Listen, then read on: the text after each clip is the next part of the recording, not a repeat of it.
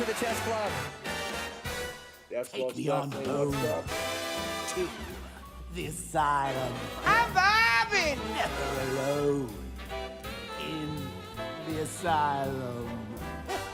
Anarchy ruled, it was wild, but through it all you never smiled.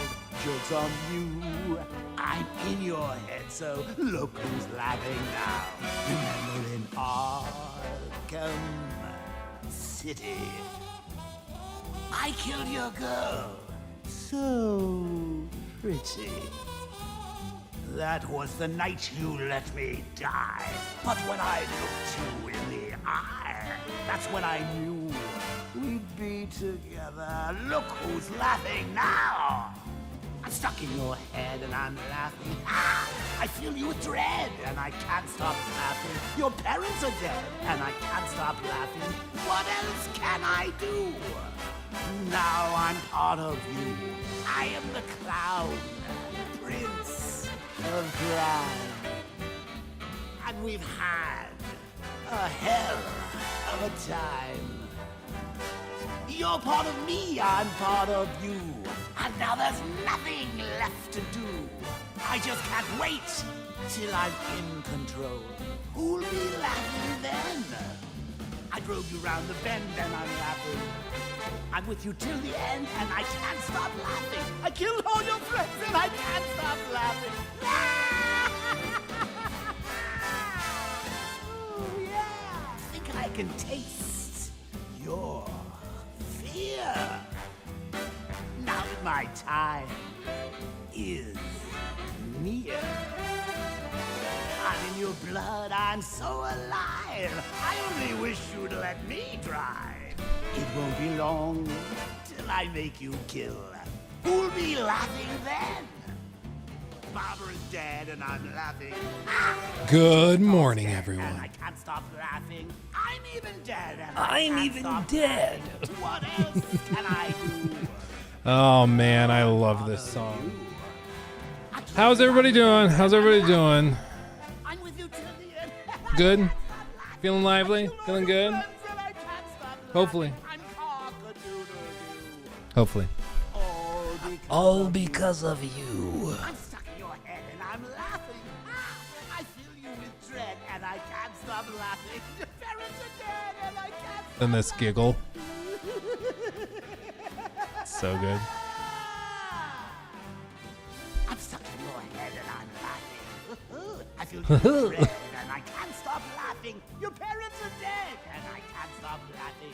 What else can I do? Now I'm part of you. Now I'm part of you. Oh, Joker. Anyway, hi everybody. Hi everybody. How we doing? How we doing? Can I have a wee vibin' mate? Last day of work for me for 3 weeks. Oh, hell yeah, you can. Right here, baby, right here. I'm vibing. I am vibing too. I'm with you. I'm with you. I'm with you. What's this from? This is from the one and only Batman Arkham Knight. It's like a whole sequence. It's amazing. It's fantastic. So anyway, hi everybody. Hi everybody. I'm publishing a video regarding the Insomniac leaks and all of that stuff. Okay. Yeah,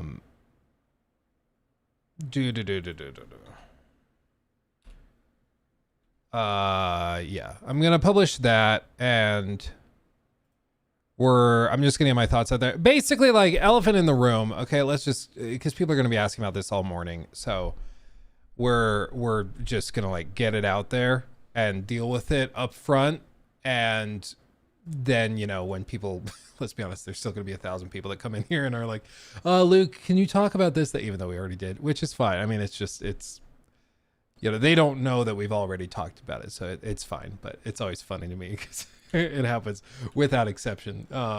It's just funny. But let me get your chats up on screen real quick. Got to put YouTube up here. It's one of the nice things about Twitch is that Twitch chat is just Twitch chat. Like, it's just there. Except YouTube, every time you do a stream, it's a new chat, new link and everything. And so you have to repaste it in. And I haven't been able to find a way.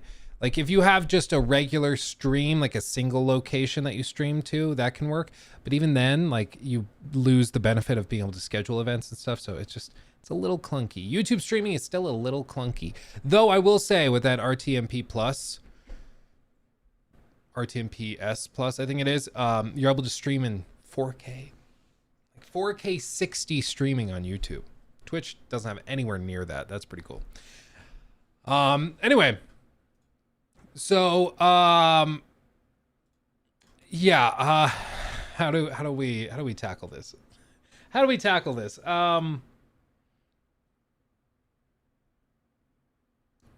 Yeah, I mean, so here's the deal. I guess we can just throw this out. Jacob, you could put this into a quick stream clip and just throw it up like immediately. Just because then, you know, we could direct people to the stream clip right after it happens. And then I'll catch up on all the subs and super chats, everybody. I'm very thankful for that. I'm not ignoring it. I just want to deal with this first and then go through it. Kraken rum and honey roast cashews. Oh, so that threw me off because I'm sure it's not 10 in the morning where you are. But I was like, dude, it's 10 a.m. and you already broke out the Kraken rum. Dude, at midnight, it's too early for Kraken rum for me. I'll tell you what, like 10 a.m. I would die. Oh, my soul would leave my body. I would join Grandma Sue on the shelf. I'll tell you what. So here's the deal. Little recap. Basically late, what would that have been? Late Monday, early Tuesday, there was a bunch of information dropped. And this information came from a leaker or a team of leakers. It's not really clear right now. But basically they got access to a ton of information from Insomniac and PlayStation Studios. And when I say a ton, I mean an actual ton. I mean 1.7 terabytes. That's a big meatball. Okay, that's a ton, especially because like documents don't count for anything, but videos and stuff, there's entire builds and stuff of Insomniac games that have apparently leaked. A metric butt ton of stuff. And we, like, some people thought, oh, well, this just happened randomly. There had been rumors that there might have been a leak. There had been rumors and stuff that this was a ransomware attack like a week and a half, 2 weeks ago, that hackers had got the information. They were asking Sony to pay for it. But as far as I'm aware, nothing was like confirmed. Sony never addressed it publicly. Well, it seems that PlayStation obviously did not pay those people. They did not engage with it. They did not negotiate with terrorists. They didn't do any of that. And as a result, the ransomware hackers basically just dropped everything. Everything.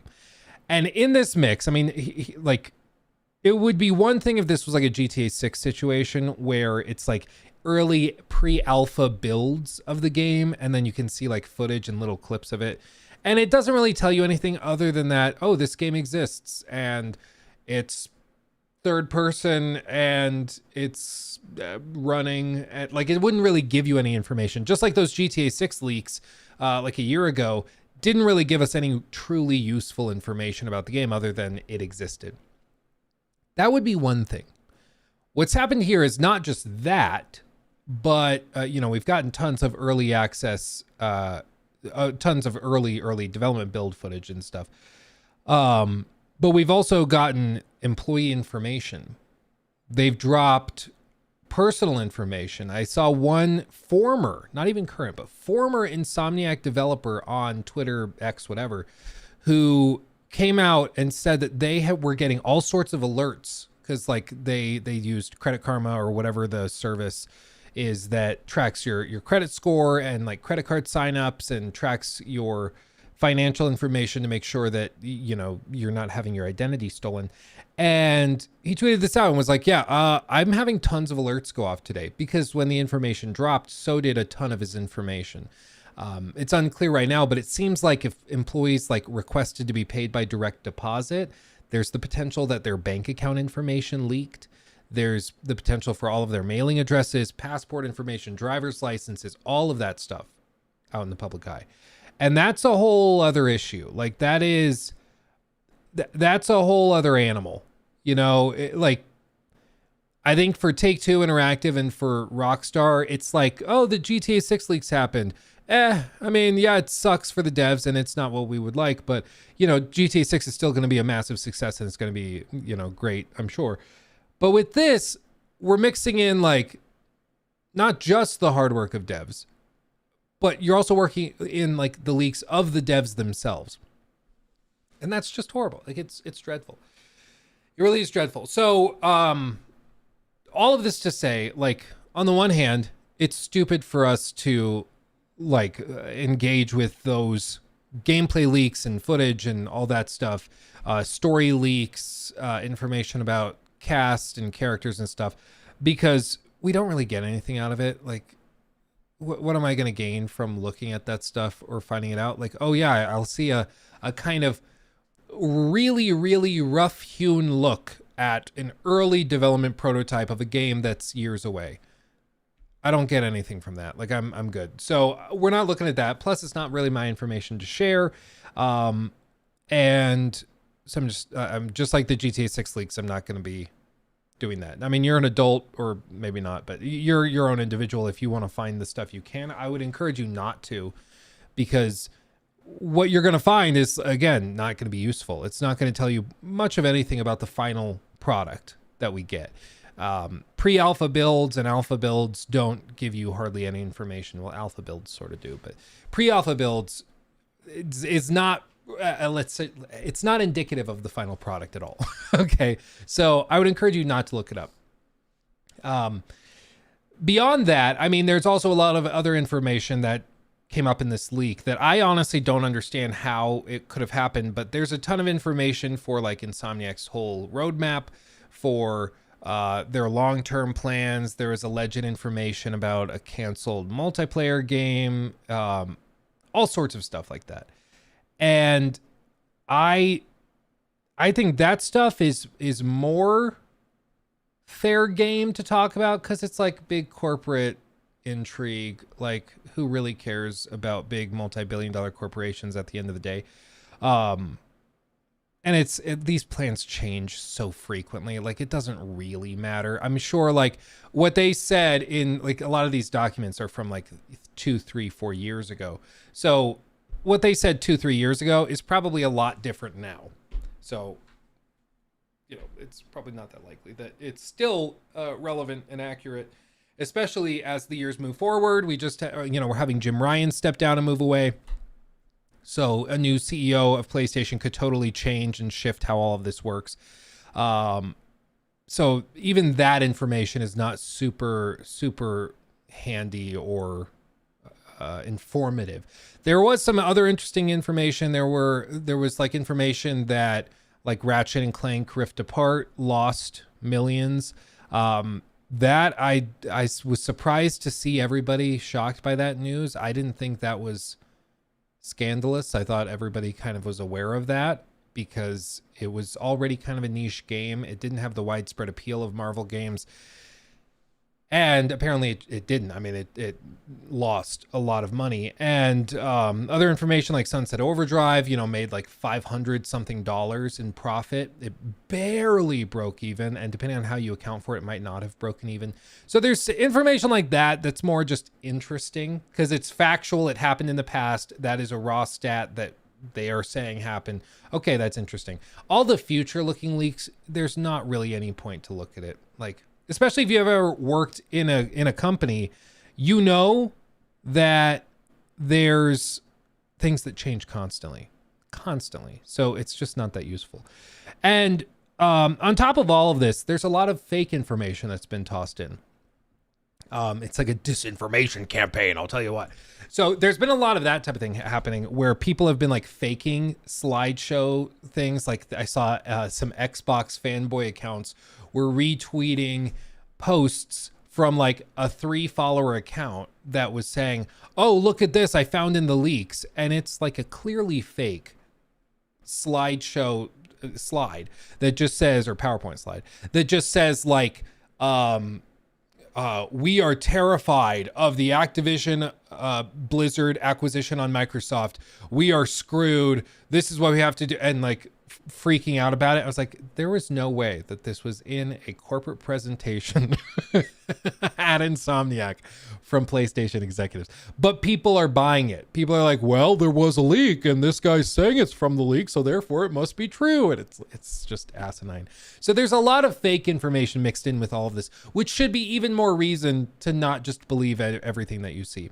But all told, like, it just frankly sucks. It's unfortunate.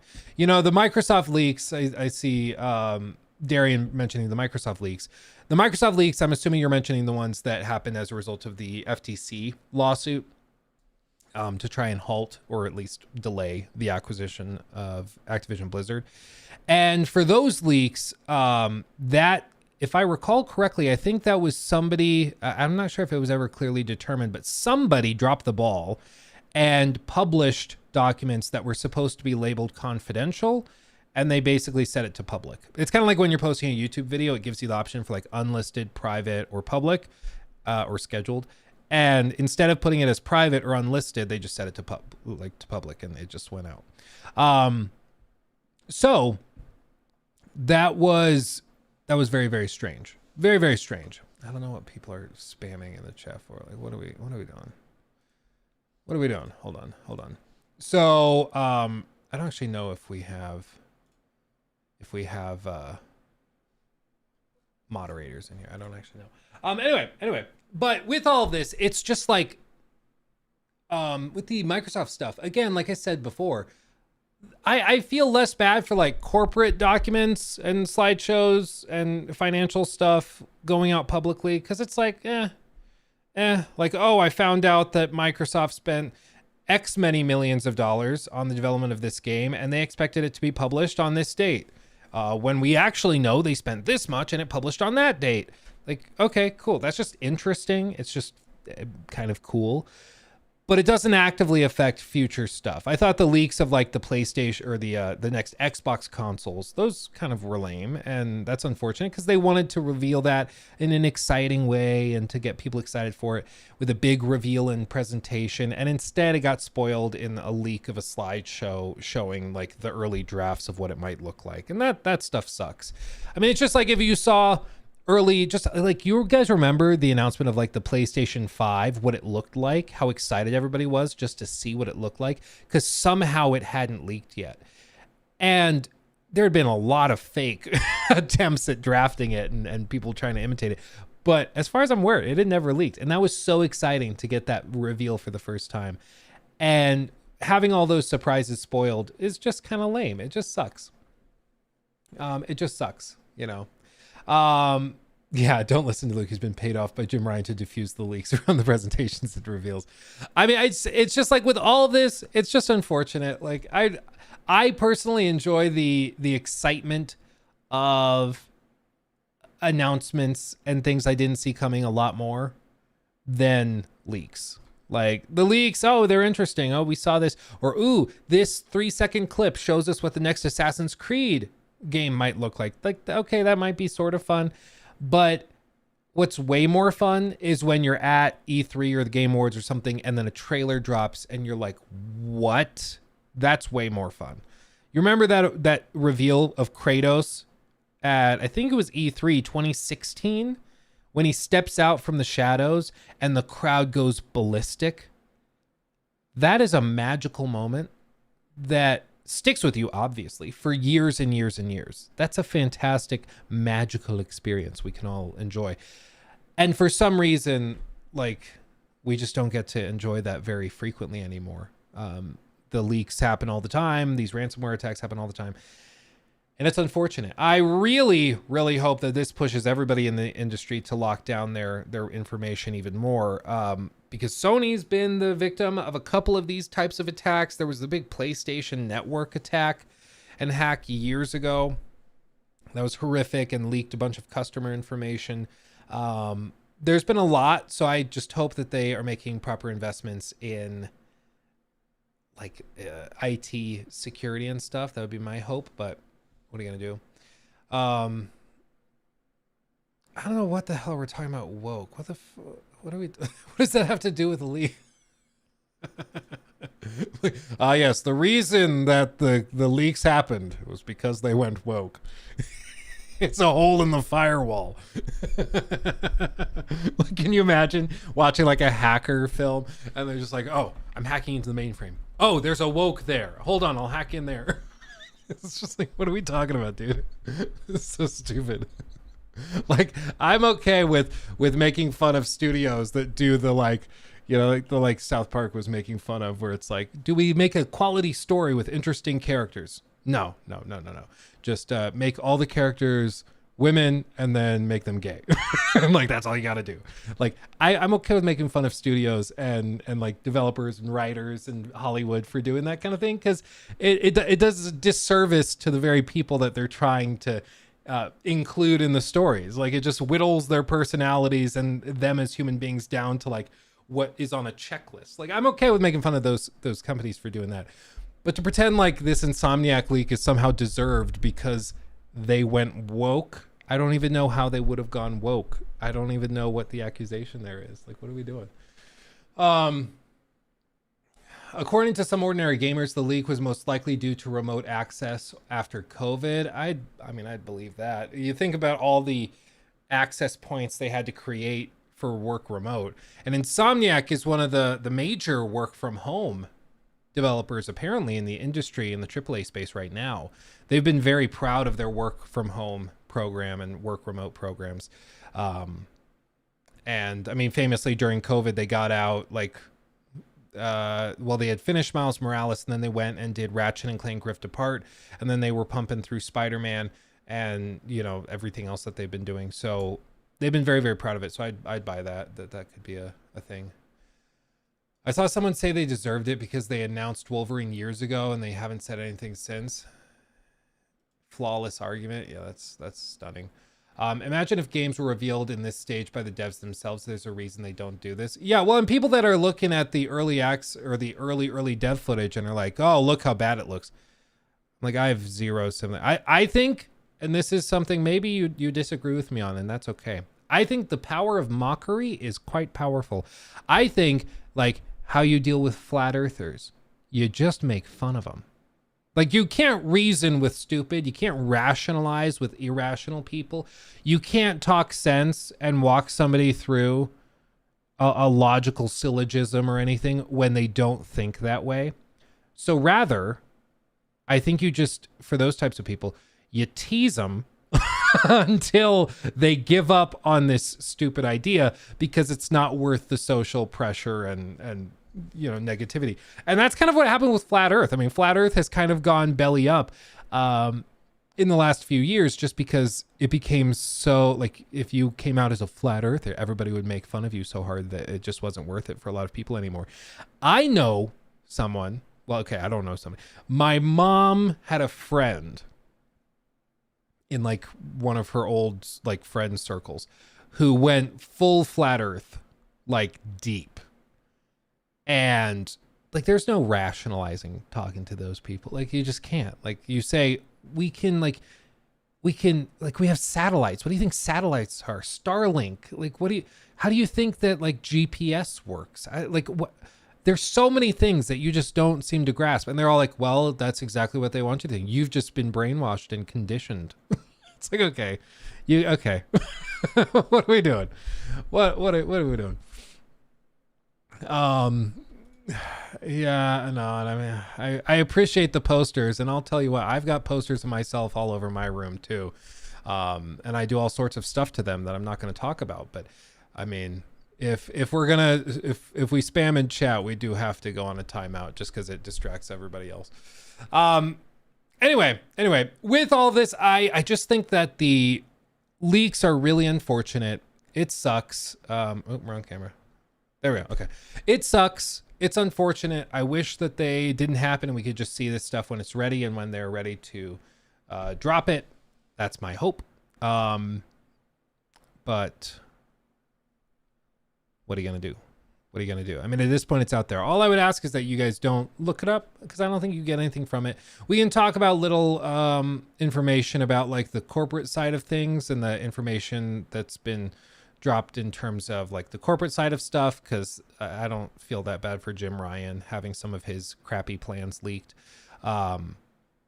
But as for the employees, as for the work of these artists, as for like looking at gameplay footage or anything that's leaked, I'm not really interested in doing that. So we're not going to do that. Okay. Okay. So I do want to just say to everybody and to mods in chat and everything, if you see somebody dropping something in chat that is specifically related to the leaks, just immediate 24-hour timeout. Just like, no, we're not doing that. Even if, and for everybody listening, like we can't tell the difference between you just making up a fake storyline or a fake plot twist or something and the actual plot twist, because I haven't looked at them. I'm not interested in them. So I don't know if you making something up, like Wolverine is Darth Vader's father. I don't know if you just made that up or if that's an actual plot twist. So we're going to treat it like they're all real. Okay. So just be ready for that. Just be ready for that. Okay. We're just not going to do that. That's what we're going to do. Okay. Okay. Everybody ready? Everybody ready? Caleb's new financial audit will make your blood pressure rise. Oh no, is it another crypto bro? I bet it is. Is it another crypto bro? I bet it is, dude. Oh man. You just gotta love the crypto bros. I bet it's a crypto bro, because you know that I only ever really get riled up with the crypto guys that are like, oh, I'm investing. You know, that's what drives me up the wall. Is it? I don't know. Now I'm scared. To another beat connect. Yeah, exactly, dude. It's just so stupid. And well, I feel bad, honestly, for the people that fall victim to it, because a lot of them just want to like be financially stable. They want to like find some success and stability for their friends and family. And so they're trying as best they can. And then they have people like the Beat Connect guys come along and they just screw you over. And it's just unfortunate that people get taken for a ride like that. So, yeah, I'm just going to publish this on the main channel. We'll just get it out there. Voila.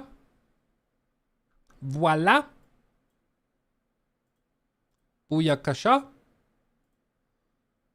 Okay. Collapse that. Okay, let me catch up real quick on these real quick. Logan, thank you for the 2. Yes, we were talking about the Wolverine and everything. Sarge MPC, thank you also for the super chat. Hey, love your channel. You think Rockstar is trying to maximize their profit by releasing consoles first so people will buy the game twice, console and PC later? Yeah, they've always done that. Red Dead 2, they also did it. And there are perks to it. I mean, it also leads to when we get the PC version, it's very polished. And when we get the console versions, they tend to be very, very polished because they're focusing entirely on what they're doing. They're not trying to spread out and do everything all at once. So there's perks to it as well, but obviously if they can sell you the copy or sell you 2 copies of the game instead of 1, they're going to do that. Like, why wouldn't they? I don't know why for some people they're like, no, they're doing it because it's about purely optimization. Like, don't be stupid. Of course they want more money. Like, what are you talking about? Like, yeah, if they raise the price of games from 70 now to like 90 or to 100, it's because they want more money. Like, duh. Like, why is this such a difficult thing for people to grasp? Like, I just don't understand. It's like, sometimes if it looks like a duck and quacks like a duck, it might just be a duck. Maybe, just maybe. My dad's 70 and invested in Bitcoin. Talks about it every time I see him. Oh, really? Oh, poor guy. I actually, you want to know something funny? I got an ad sent to me, like, or presented, I guess, to me. I don't remember what I was browsing or looking at, but it was for, like, you know, those companies that, like, we buy, like, your busted totaled cars, or we buy ugly houses. And their whole thing is that they'll pay cash for your ugly house that's run down today, so you can just get out of it. I came across an ad for a company that buys your worthless NFTs. So they come in, they'll pay like $1 for your whatever ape NFT and take it off your hands. I don't know why. I don't know what possible benefit they get from it. Of course, I don't own any NFTs, so I'm not going to try it. And I'm sure they offer you like a penny. It's like nothing, or maybe 1/10 of a cent or something. But yeah, like I was like, are they actually like doing this now? Where they they're like going try to scrape everything together to maybe it goes back up? I don't know, man. Oh, it was pretty funny. I literally own 3 different copies of GTA 5. I mean, over the years, like I think we bought it for the 360. I bought it for the PS4. I think I bought it for the Xbox One. And then I bought it on PC. So, I mean, I've bought a handful of copies as well. And that's assuming that like I didn't also... You think of all the cascading effects of that. Like if you buy it on PlayStation to play with your friends online, then they all buy copies, and all of a sudden that's 3-4 copies. But then one year everybody upgrades to PC and they decide to start playing on PC, so then everybody in the friend group buys it on PC again, you know, because it's been a couple years and they want to try it again. So it's just funny. It's just funny, but it cascades like that. It does. But yeah, Sarge, absolutely, they are gonna try to get 2 copies out of people instead of just 1. Absolutely.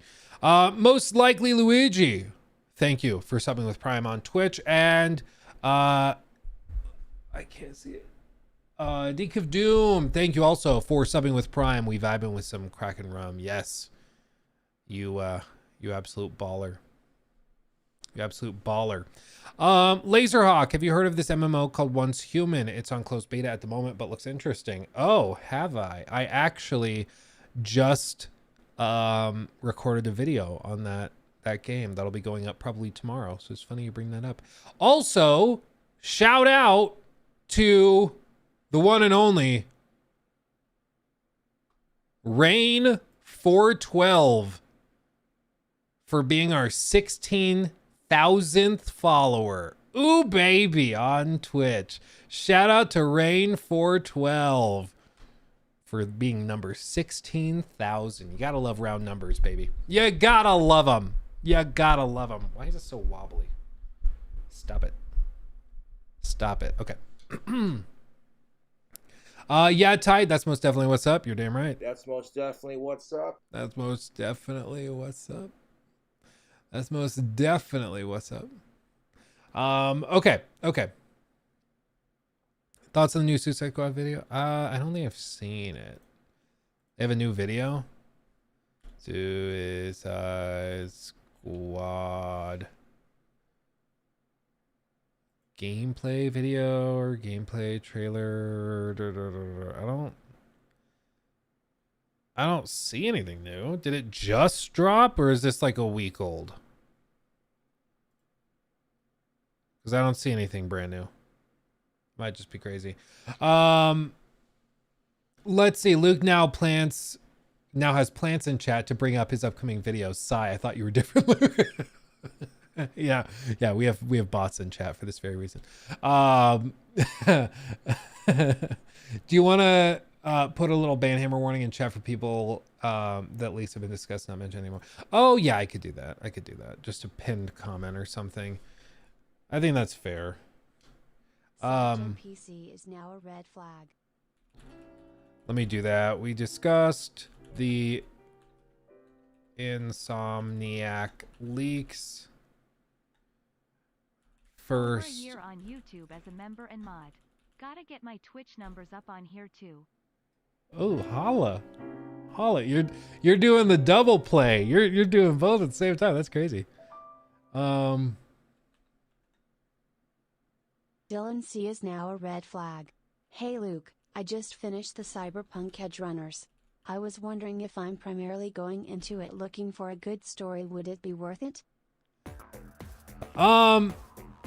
You mean if you go into the actual game because you just finished Edge Runners? Yeah, if you're going into the game for a story, you're in for a treat. I'll tell you what. What I would encourage you to do though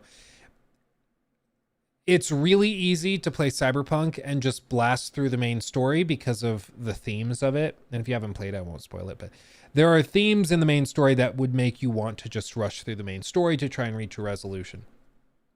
Don't do that. Don't do that. I would encourage you to go and get like a good way through the main story. It'll tell you like a couple things. It'll give you a warning before you're kind of at the last mission, before, you know, when you're at the point of no return. So get to that and then just do all the side content you can, because Cyberpunk really shines in the end game, like side content. It's very, very, very good. So I would highly recommend that you give the side content a try, because I had a friend that tried to just blast through the main story and was like, I was really immersed in the story and I wanted to just get through that because that's kind of what the main story was asking me to do, and finished it, credits rolled, and he's one of those players that once credits roll, he's just done. Like, he's like, the story's over, so I'm done. And he didn't engage with like any of the side content. He had no idea that there were like companions basically in the game. He had no idea that you could have like romances and in the latest updates. Like, he had no idea with any of that, because he had just blasted through all of it, you know? It's crazy. Yeah, no Pan Am. He didn't get some Pan Ams. No. Yeah, it was unfortunate. I was just like, bro, you missed like some of the best stuff in the entire game. Oh, it hurt. Let's see. Comments reveal leaking. Any comments revealing leaked information will be deleted and you will be banned.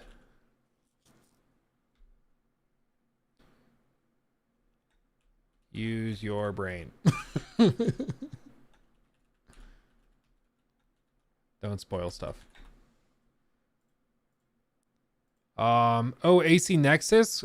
I'm hoping to get something done with AC Nexus soon. Don't you worry. I'm hoping we can get something sorted pretty soon. Let me pin this in chat real quick. How do I pin it? Come on. It's not gonna let me pin my own comment. What? There we go. Okay. Pin message. Okay. Can you also pin stuff in Twitch chat? Is that a thing? I think it is. Ooh. There we go. Okay, let's talk about that. Hold on. Let me go to X or Twitter. Dude, I had somebody say, because I made like a offhand comment on a video. I was like, yeah, so I saw on X this thing. Somebody commented on the YouTube video and was like, I can't. So somebody said, oh, so you're an Elon Musk fanboy. Unsub. I was like, what? Because I called it X? What? Like, what? Like, oh, well, clearly you are a racist piece of crap. It's like, wait, rewind. What? I just called it X. That's what the logo is. That's what it's called now. Like, what are we talking about? I do still find it really funny that you can access it through twitter.com. You know, that is funny to me, but what are you going to do? Let's see. Okay, let's do this real quick. Sorry, Jacob. New segment. Okay. So, some news just dropped. Shockingly, suddenly. And this is going to be a very quick turnaround clip for Jacob, too. So, shout out to Jacob for the quick turnaround on this, which I'm sure will happen in the future, even though it hasn't happened yet. But by the time you're seeing this as a stream clip on Luke Stevens Live, it will have already happened. So, shout out to Jacob. Jason Schreier just tweeted out like 10 minutes ago. Activision Blizzard CEO Bobby Kotick stepping down after nearly 33 years. Writes a letter to his staff. And the letter, extraordinary people. Over the years, my passion for video games has often been attributed to Pitfall, River Raid, and Kaboom. Lots of explanation points in those early days. all this stuff, you know, I'm not that interested. I'm gonna be honest. Yeah, we are now a part of the world's most admired company. That isn't an accident. Phil Spencer has appreciated the magic of ABK for decades. When he approached Brian and me 2 years ago and proposed acquiring the company, it was immediately obvious that the combination of our businesses would enable us to continue to lead as the list of capable, well-resourced competitors grows. I can't read. Phil shares our values.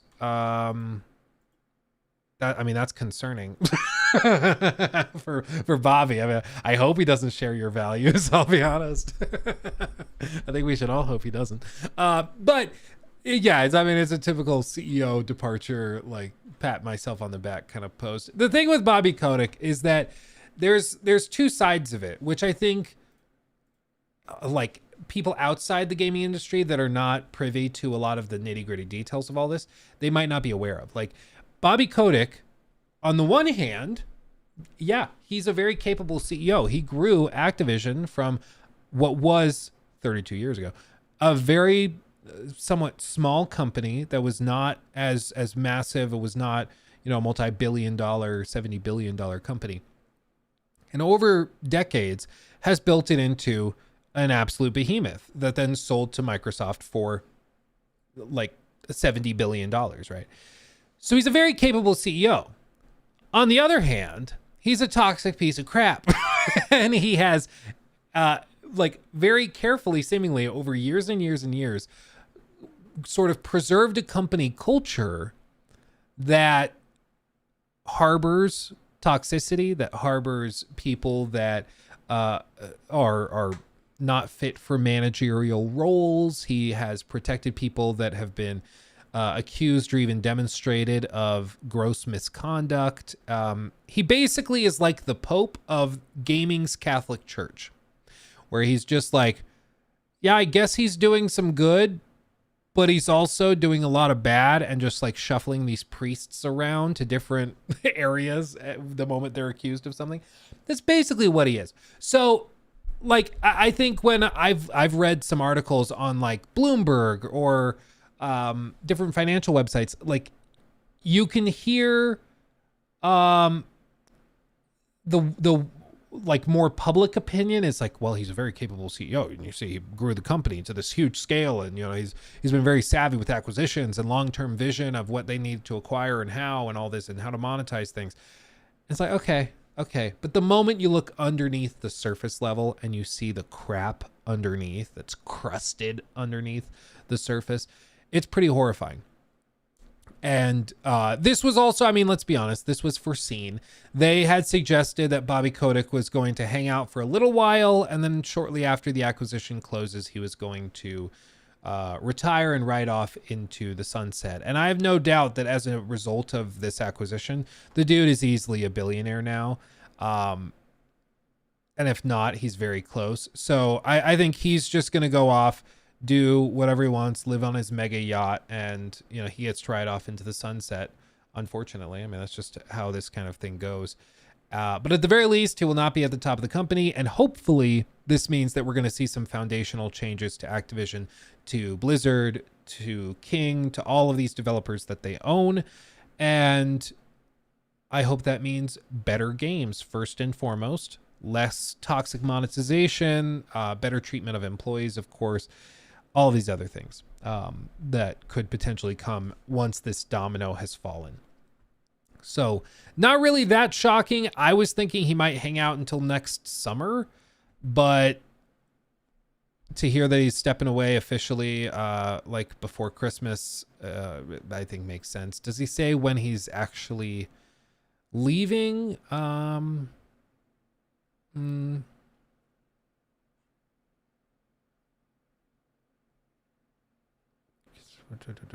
Not really. 32 years leading this company. Yeah. I mean, as for when exactly he leaves, who knows? But it seems like probably pretty immediately. Makes sense right before Christmas. You drop this letter and you just retire.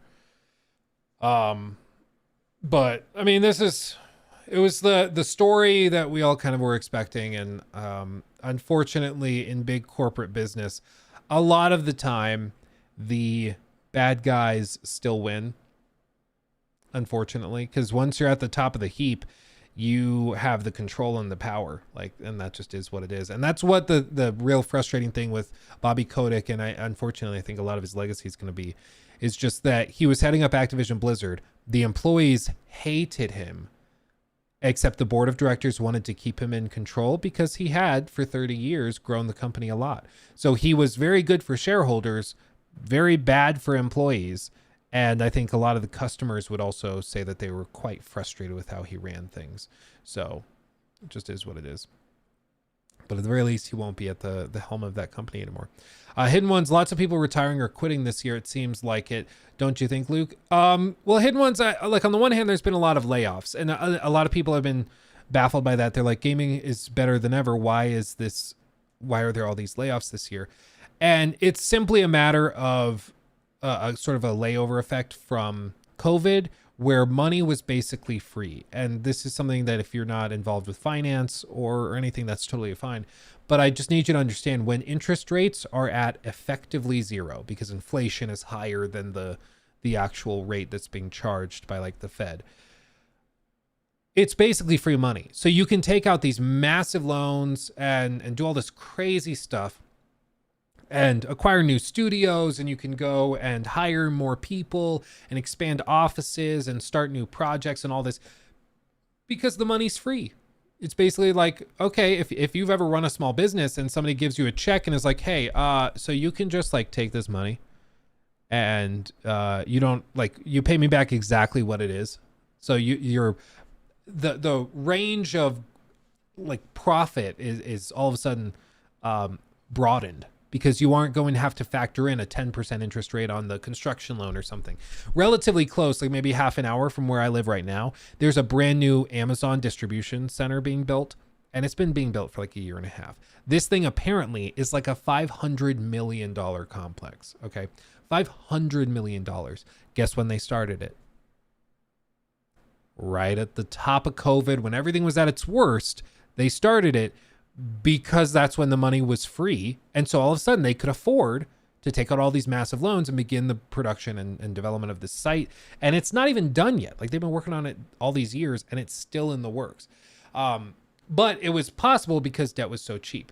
And as a result, similar things happened in the gaming space, where they brought in all of these extra teams. They acquired new developers and studios entirely. They added new offices. They added new infrastructure. They started new projects. They did all this stuff, and now debt is not free. In fact, we've had the quickest spike in interest rates in quite some time. So all of a sudden, debt's very expensive. So if these companies want to continue working on these projects and they need more cash, and they aren't just sitting on a cash pile like most of these huge companies with mobile game studios and stuff are, they have to take out loans to pay for that or issue bonds and things like that. And they're kind of screwed. So they're like, well, we can't afford to do this anymore. So then they start laying people off because they overexpanded, and now they have to bring it back down to a reasonable size. And it sucks because the employees didn't do anything wrong. They just took a job that presented itself, and then they moved there for the job. They worked there for a couple of years, and now they're being let go because the corporate managers and financiers didn't have the long-term like foresight to see that this might not actually work out.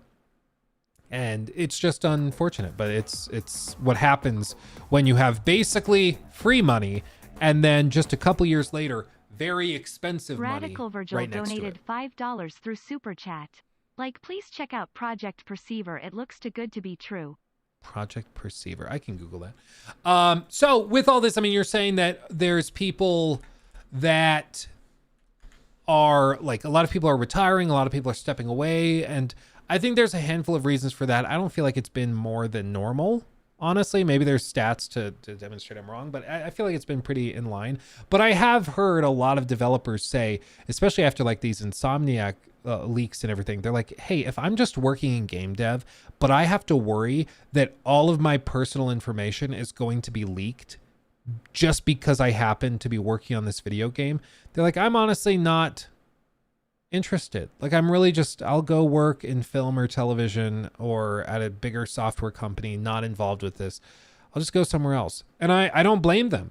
I don't blame them at all. It's why I've been trying to really encourage people to be like, to try and be as forgiving and frankly not toxic as they possibly can manage, because these developers don't deserve any of this. Like, they just don't. And it's so terrible to see these developers who work their asses off for years and years and years, pour their hearts and souls into these projects, to see them not just have their work dropped early, but to have their personal information leaked is just horrible. It just sucks. You know? So, what are you gonna do? Can't take the rat out of the corpora rat. Okay, that's funny. I like that. That's good. I'm gonna steal that. Corpora rat. Oh man, it's it's like one of those political slogans that people say when they're like, "Oh yes, you're a Republican or a Demo-rat." It's like, yeah, I guess that's close. Yeah, you kind of got there. It's just funny. Oh man. Let's see. A lot of huge companies seem to be woefully short-sighted in general. Yeah, I mean, there's an issue for some corporations based on like compensation packages. You know what we have to do. You know what we have to do. We have to. I miss paint. Here's the thing. Like, the whole point of having a CEO compensated with stock, because this is the thing, like, people think that like Jeff Bezos is just getting, and I say people, there are plenty of people who have said that, like, oh, well, Jeff Bezos is just, he's sitting on tons of cash, right? So when they hear that he's worth $100+ billion, they imagine like $100 billion in cash sitting in a checking account. That's not how any of this works, okay? He has the overwhelming majority of his wealth tied up in Amazon stock. So it's not actually liquid. Like, it's something he owns. He owns those shares, but it's not liquid. Like, he can't take those shares and just go out and buy a Ferrari with one of those shares or a few of those shares. They had a stock split, so it's a lot more than one share now, but it's not that simple. Anyway, he doesn't have all that liquid money, but the reason that they pay CEOs and executives with stock options is because they want the CEO to have a long-term horizon. So this is like the timeline. We can just say this is like 2040. Maybe this right here is 2030. This is 2020. Back here is 2010. And maybe back here is 2000. So if we're looking at this, and like Jeff is hired right here, or is being compensated, this is when he's negotiating his package, what would they rather pay him as? If you're the board of directors and you own shares of stock and you want your shares to be worth more in the future, how do you pay the executives? How do you pay the guys running the company to prioritize growing the company and not just making quick cash right now? How do you focus on long-term investments that'll pay off bigger in the long run instead of paying them and benefiting in the short term? Well, the way you do it is by giving them stock options that they redeem in the future. And so what they could say is, okay, in 2010, you'll be able to buy, and it's more frequent than this. It's like usually annually or biannually or something. But they'll say in 2010, you can buy X number of shares. Let's just say like 1 million shares, and you can buy them at $10 a pop, even though they're actually worth, they right now are worth like 11. So you're saving money on them. You're effectively being paid that $1 difference per share. So at 1 million shares, $1 a piece, you just made $1 million if you were to buy them for that discount and then immediately sell them on the open market, right? So it's like worth $1 million, right? But with that understanding, what Jeff is going to do now is he's going to look at it and be like, okay, well, I know I'm going to get this money in the future. So what I'm going to do is I'm going to focus on growing the company and building the worth of the company. So when I get that stock option, it's not just worth, the what I said before. It was like $11 is what it's worth now, but I can buy it for 10. And so I end up profiting $1. He's like, instead, I'm going to push it so that it's actually worth $20 a share. And when I buy it for 10, I'm going to make $10 a share, and times that $1 million number for the total number of shares, I'm going to pocket 10 million. Instead of just one, if I were to do it today, I'm going to pocket $10 million. So he focuses on building the long-term worth of the company. So when he redeems that stock option, he makes more money. And that's how they do it with all of this. Is in 2020, they'll set another compensation package, 2030, 2040. And in reality, again, it's like every couple of years. It's not like this. But they prioritize that where they're being compensated by stock price or by stock options, which benefit from higher stock prices. And the way you get higher stock prices is by building value in the company, not just returning short-term revenues. So you end up with somebody who is really, really good that's able to just build like an exponential growth of stock price. And so they make tons of money. The board of directors makes tons of money and everybody's happy. The problem comes though, when one of those CEOs is not expecting to be around for that period of time. What happens if you have a CEO like a Bobby Kotick, or we saw this actually the perfect example of this is what happened with ZeniMax. You guys remember like 2017, 2018, something really weird started happening with ZeniMax, where ZeniMax came to all of these presentations and E3 2018 and all these things and started showing off a lot of live service games. They started showing off like Fallout 76. They started showing off all of this stuff that didn't seem to be in their wheelhouse. Like, it's like you're having Bethesda Game Studios make an always online Fallout MMO? What? Like, why are you having them do it? How does that make any sense? But they had them do that because they were trying to maximize revenues in the short term so that, you know, if we just look at this in terms of like, actually, you know what? It probably makes more sense to just do this. If we say that like this was, whoops, I got to go here. If we say that this is like 2016, and then we go to like 2017 and 2018.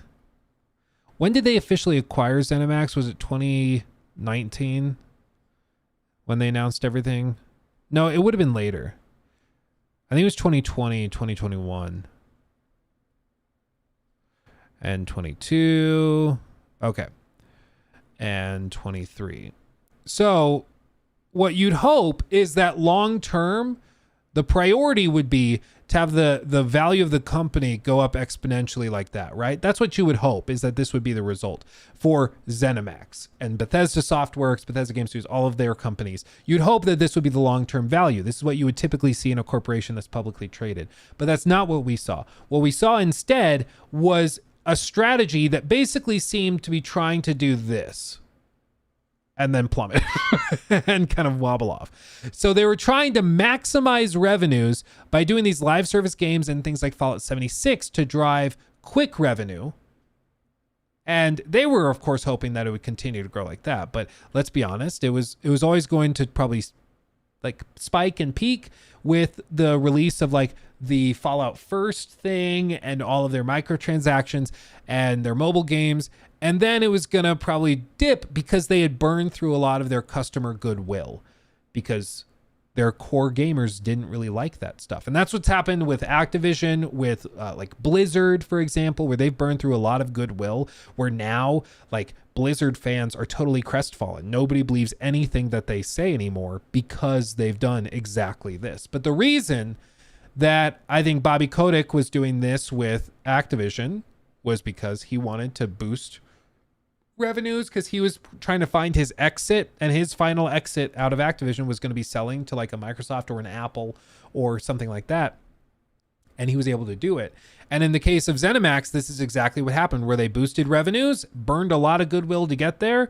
And then they were in this range when they were negotiating with Phil and Satya and everybody to be acquired by Xbox. And so they valued it off of this kind of range of revenues and money that they were making. And that priced it at, you know, within this range. They decided it was worth whatever it was, like 7 billion. No, it was 12 billion. I don't remember how much it was. However much money it was. So they priced it off that, which is still a lot higher than if they were trying to price how much the company was worth back here. This would have been worth a lot less, right? So they achieved their goal, but it's because they were focused on short-term profits and revenues instead of long-term success. And this is why like Amazon has been so successful, is because Amazon doesn't ever do this. Like Jeff Bezos is not interested in selling Amazon to anybody. Not that anybody could afford to buy them, but he's always had the approach of long-term investments for massive upside in the long term, even if that means extreme expense in the short term. Amazon wasn't profitable for like the first 15, 20 years of its creation. Like Amazon hemorrhaged money, but it's because they were pouring all this money into expansion to be able to do stuff long term. My cat's finding these drawings very intriguing. I appreciate that. It's a smart cat. So with all this, it's just a matter of motivations within the executives and the board of directors. Within ZeniMax, now it makes a lot of sense why they were doing this. Why for so long they were pushing to do exactly this, to boost revenues in the short term, to get a benefit of selling off the company for a higher price, even if that left the company weaker as a result. And with Activision Blizzard, I think it's been a similar thing where in the last 5, 6, 7 years, Bobby Kotick has been trying to figure out what's my final exit? What's my last chapter of my story? And he's like, I'm going to sell Activision Blizzard. I've built it into this huge company worth $70 billion. I'm going to sell it to like Microsoft. And then I'm going to exit, and I'll be like one of the greatest CEOs that the gaming industry's ever seen, which I'm sure his friends are telling him. Like, let's be honest, his friends are probably hyping him up like that. So that's exactly what he did, is that he just pushed the crazy monetization of Blizzard stuff, of all these mobile games, of Call of Duty and everything. And it worked, but it burned a lot of goodwill along the way. And it's really hard to undo that, which is the struggle that I think Phil Spencer is going to be dealing with in the near term, is just trying to undo a lot of that crap that happened. Trying to win back gamers and fans so that they don't associate what Bobby Kotick did with what he wants to do. So, yeah. But with all this, I don't think that this year has been like rife with people retiring or executives stepping out. I think that we're starting to reach a point where a lot of the guys that started in the industry back in like the early 2000s or late 90s, they are reaching that age. So you're probably going to see a handful of them start to retire and step away, or try to figure out something else to do. But that's not really that surprising. What's scary to me, and should be scary for everybody, is the consolidation of publishers and developers. That is not good for the broader public. You know, we can all say like, well, but it's good that Sony's finally getting competition. That's true, but I just don't think that it's good to have so many developers and so many publishers all under one roof within Xbox or PlayStation or Embracer Group or Tencent or any of these other companies. I think when there's broader competition, that's better than when it's all underneath a couple of overarching companies. Because here's the thing. You might like Phil Spencer. I like Phil Spencer personally. He's an actual gamer. You can run into him while playing online games, and he seems to be a very truly nice guy. And I think he is looking out for the gamers while he's making these decisions, because he is a gamer himself. He gets it. That being said, Phil Spencer will not always be running Xbox. Okay, it's very likely that Phil Spencer actually leaves his post at the end of this generation. It's very, very possible. A lot of these big companies have a history of basically cycling out the leadership of their console teams every generation. They got rid of Sean Layden. They bring in Jim Ryan as the new kind of head honcho of the team. And then he's leaving. They're bringing in somebody else. We don't know who yet. They have an interim guy working it right now, but they're bringing in somebody else eventually. And so just because you like Phil Spencer does not mean that the next guy is going to do very well. Just think back to like 2013 Xbox, 2012 Xbox. Like, it was pretty horrifying with some of the stuff that they were saying to do. So it only takes one guy to come in and head up that team to basically undo everything Phil Spencer did. But this time he will own and be in charge of like a third of all the developers in the industry. So I don't like the consolidation of developers. I don't like it. I prefer that it didn't happen, but what are you going to do? Agreed. That just changes a monopoly to a duopoly or an oligopoly. Ideal market case would be infinite game companies and finite players.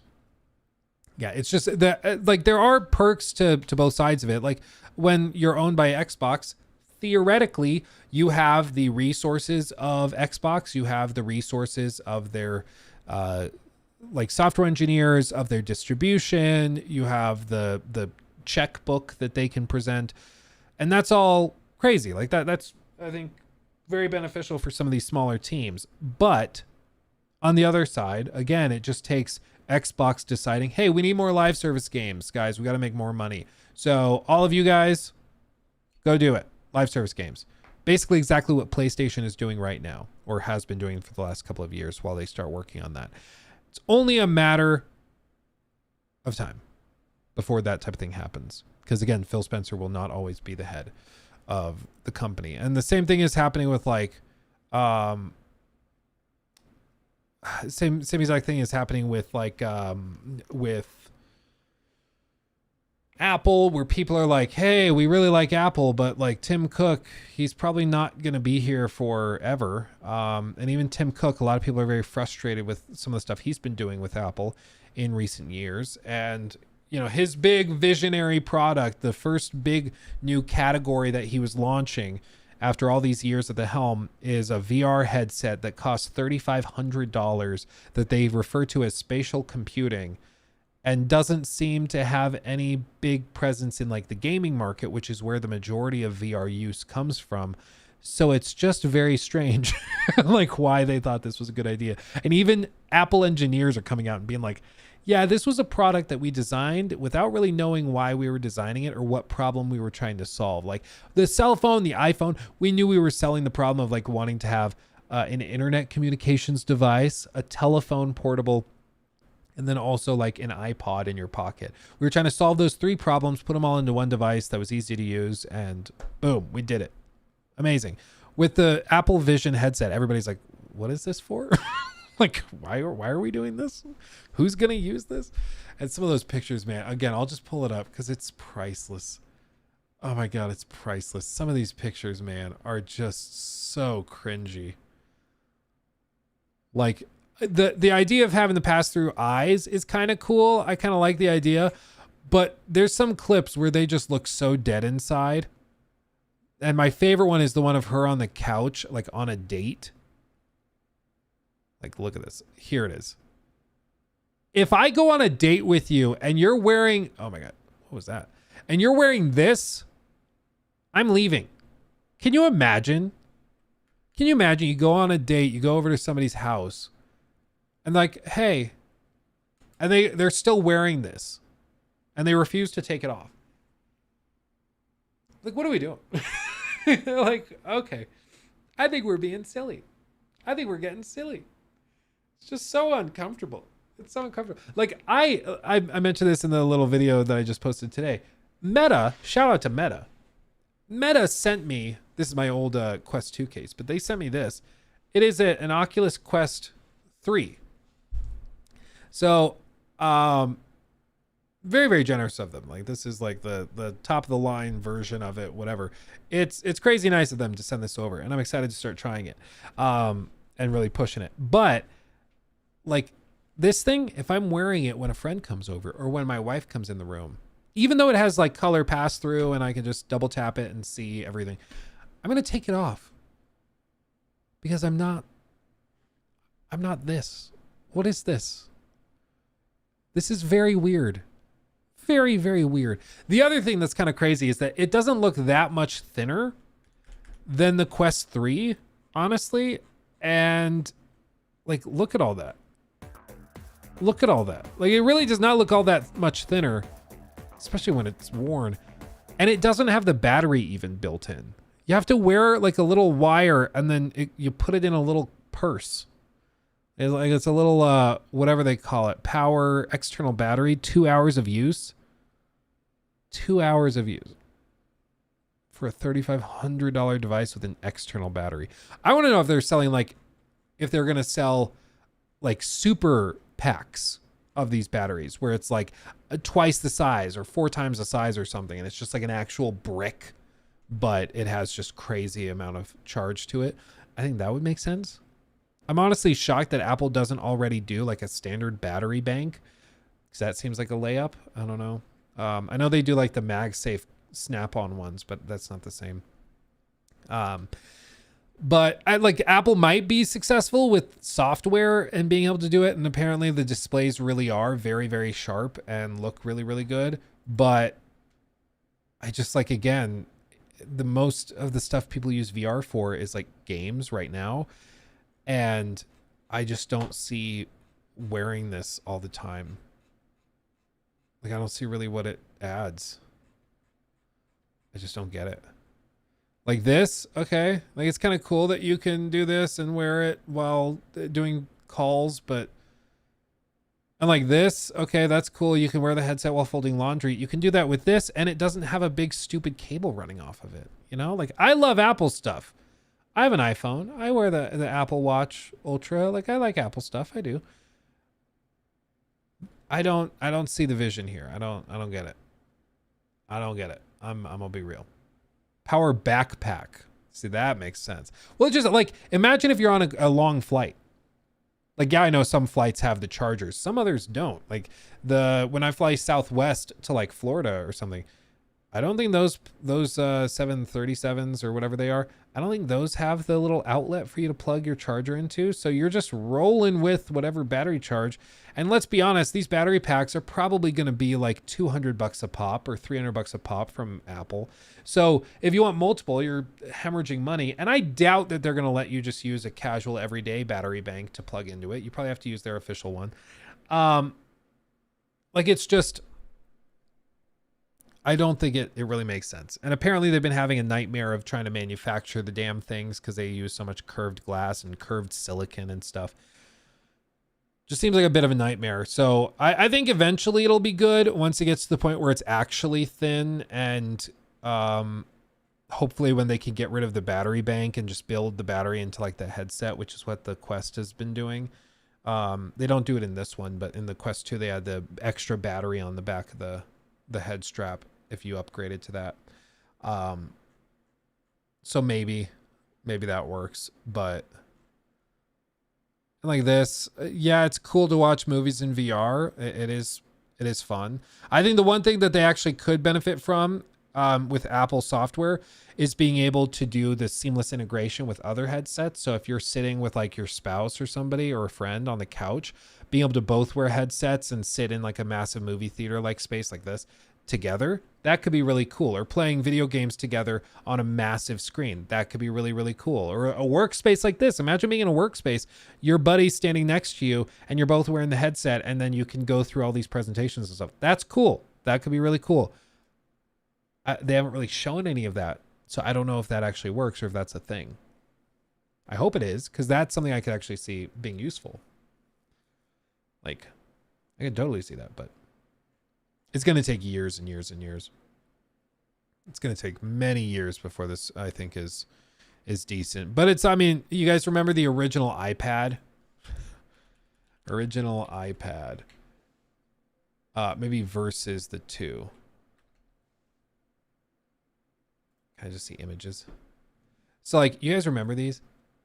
Look how chonky the first one was. You remember how chonky it was? They were thick. They were mad thick. I'll tell you what. They were mad thick and just kind of weird, and they didn't feel very good in the hand. And look at those bezels. Oh, man, those were the days. I remember when my uncle got an iPad 2, and it was this new smoothed out design. And I thought it was the coolest thing ever. I just thought it was so freaking cool. but they improved it. That second generation was a huge leap. Same with like the original, the original iPhone was a huge, like it was pretty bad. The original Apple Watch versus the second one. Let's see, Series 1, is that what they call it? Yeah, like the original Apple Watch had a huge bezel all the way around it. They always very carefully changed the background so it didn't look that bad. But when you saw it in person, it had like the big bezel all the way around it. But the second gen was awesome. You know, it got way better. So it's just first generation, you tend to suffer a little bit, and you gotta pay the price of early adoption. So anyway.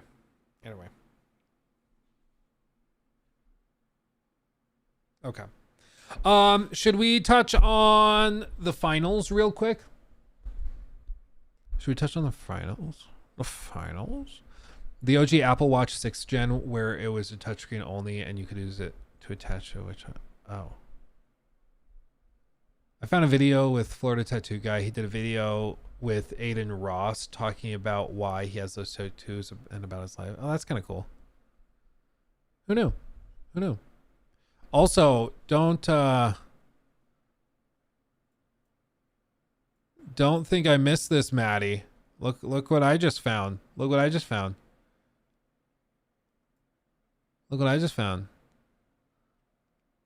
Mr. Maddie, where's my call? Where was my call? I wanted to come and chat. I want to hang out. And then me and Skillup can be passive aggressive with each other for no reason. That would be fun. They didn't call me. What are you gonna do? I'm not bitter at all. It's fine. I don't even care. It's fine. I haven't seen. I don't know what they talk about. It seems like they're just doing a year roundup, but it's fun. You guys know one of my hobbies in life is just kind of poking at Maddie a little bit because it's always a little funny. But we're friends. Yeah, we talk all the time, but it's just funny. I do feel bad. Like here's the thing. I feel bad about Maddie a little bit because he comes up on the channel a lot and in the streams and stuff because I have a lot of fans that are former fans of his or that are active fans of his. You know, there is some crossover. And I think there's been some times where we've talked about some of his stuff and people are not always the nicest, you know, because he was really excited for Starfield. And I think he did a much more level-headed job of covering it this time around compared to Fallout 4. But people still were kind of nasty. And we tried to deal with it in chat and stuff Wyatt when we Rippey saw donated it. $10 through Super Chat. What are Hey you gonna Luke, do? hope you're doing great. Do you plan on covering JP Survival as news and information starts coming out? I'm really it's going to be great, but I'm skeptical. I'm so proud of you. I'm so proud of you for being skeptical. I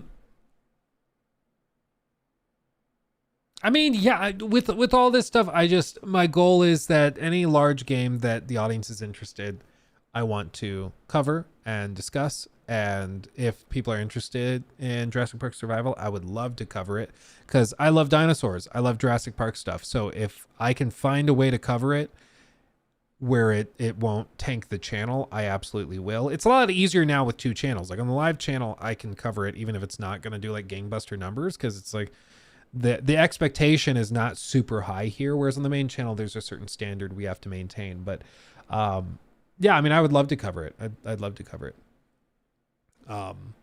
Absolutely. And thank you for the 10. That was very generous. What's the streaming schedule over Christmas, brother? So my expectation is that we'll be back on Friday to stream again. Christmas is on Monday, but Tuesday or Wednesday we'll be back for another stream, and then Friday I think we'll stream again. And then where's my calendar? Let me just click this. Yeah, Friday the what day is it? No. Yeah, so Friday the 29th we should be streaming still.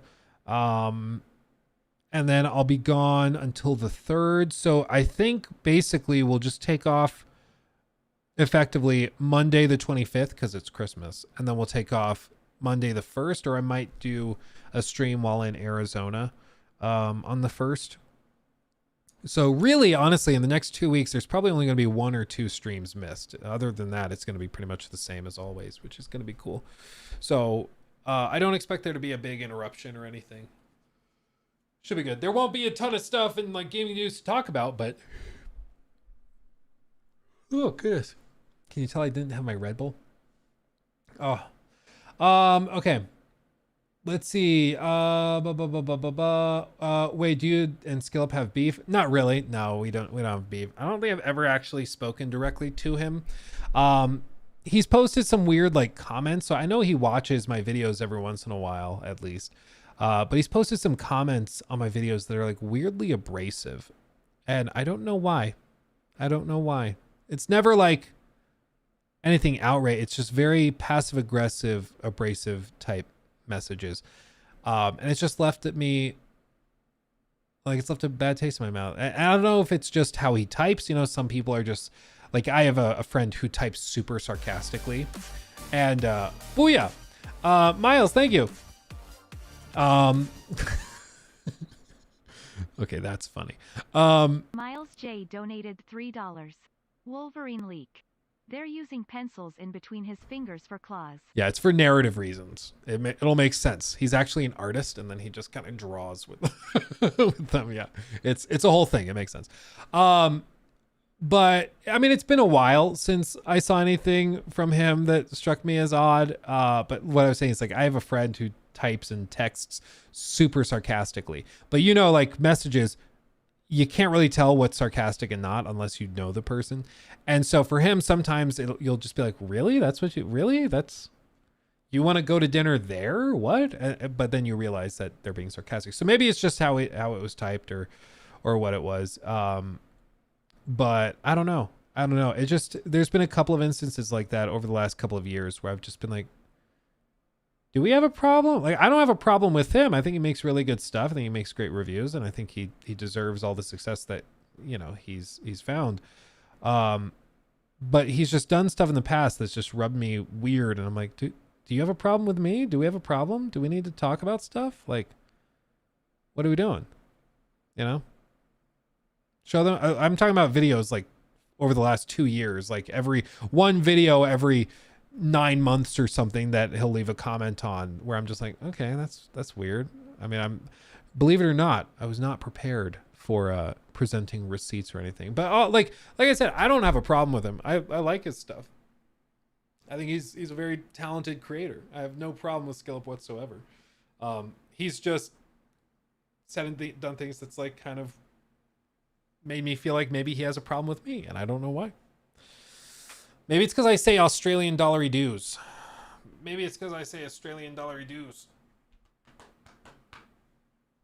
Is that offensive? Because he's Australian, right? I'm not making that up. Right? It would be really awkward if he was like from New Zealand or something, and then I'm like, yeah, they're all in that same area. It's fine.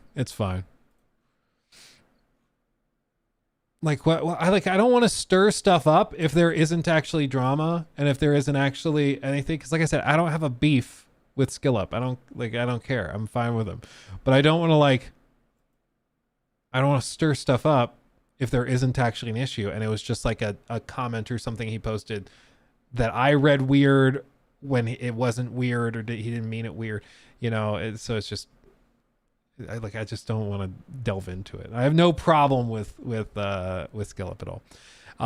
And for Maddie, like I said, I love Maddie. I've been watching Maddie for like a decade at this point. I think actually a decade, like an actual decade. So I'm a fan of Maddie's. Like, we've done collaborations. We've talked about all sorts of stuff. I have no problem with Maddie. I think some people in my audience like to poke fun at Maddie or like to say like, you know, the typical thing where it's like, oh, Maddie's a BGS fanboy, Maddie's this, Maddie's that. And I try to defend Maddie every chance I get when I see that stuff, because Maddie has done a ton of growing as a content creator. He runs a second channel, Retro Rebound, that's fantastic. If you're interested in retro stuff, you absolutely should check it out. It's actually probably at this point, it might actually unironically be bigger than his main channel, not in terms of subs, but like consistent views and revenue. I wouldn't be surprised at all if Retro Rebound is actually bigger than Mr. Maddie Plays. It's that good. And then as for but the BG stuff, like, he's done so much growing, and the way he handled Starfield was very, very different. I still think that there's, whenever your content is based a lot around like covering the latest news around a specific type of game or developer, and then also like discussing speculation and leaks with games, you're going to very easily slip into the realm of kind of hype and speculation. And let's just say my audience is not very forgiving when it comes to that, because, like, you know, I try to push skepticism and the idea that hype puts blinders on and stuff like that. And so I try to encourage that, because I think that it's a better service to my audience to encourage that type of behavior than blind hype, because I think blind hype leads to self-deception and people being very disappointed, you know. Honestly don't know. I just think British, New Zealand, and Australian sound similar.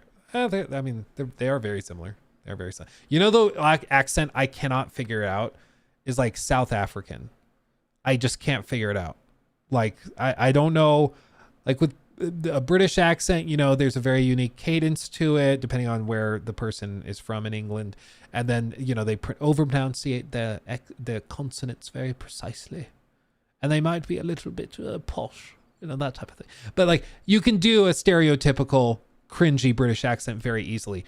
I have no clue how to do a South African accent. It's like, it's magic to me. I'm like, I don't even know where to like go, you know. It was crazy. Skilp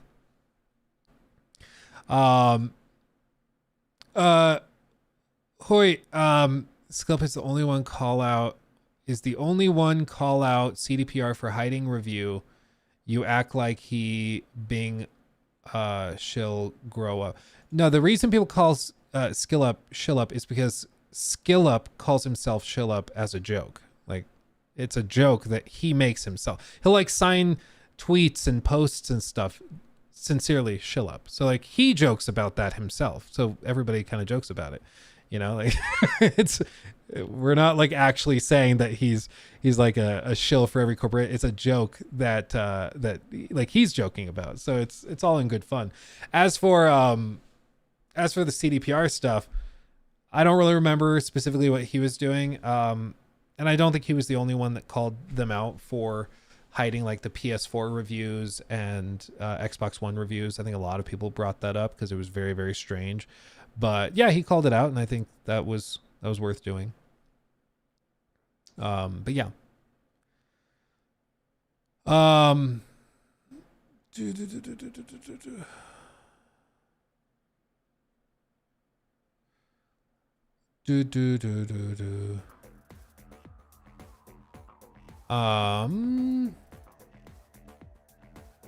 I mean, there's a spot open on Friends per se.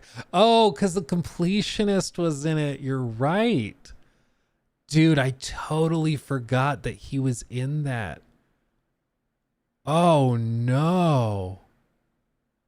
Oh, no. He was in that show. Oh, no. Oops. That's... and especially with the title being Friends per Second. Like, so they're all friends. How did they address that?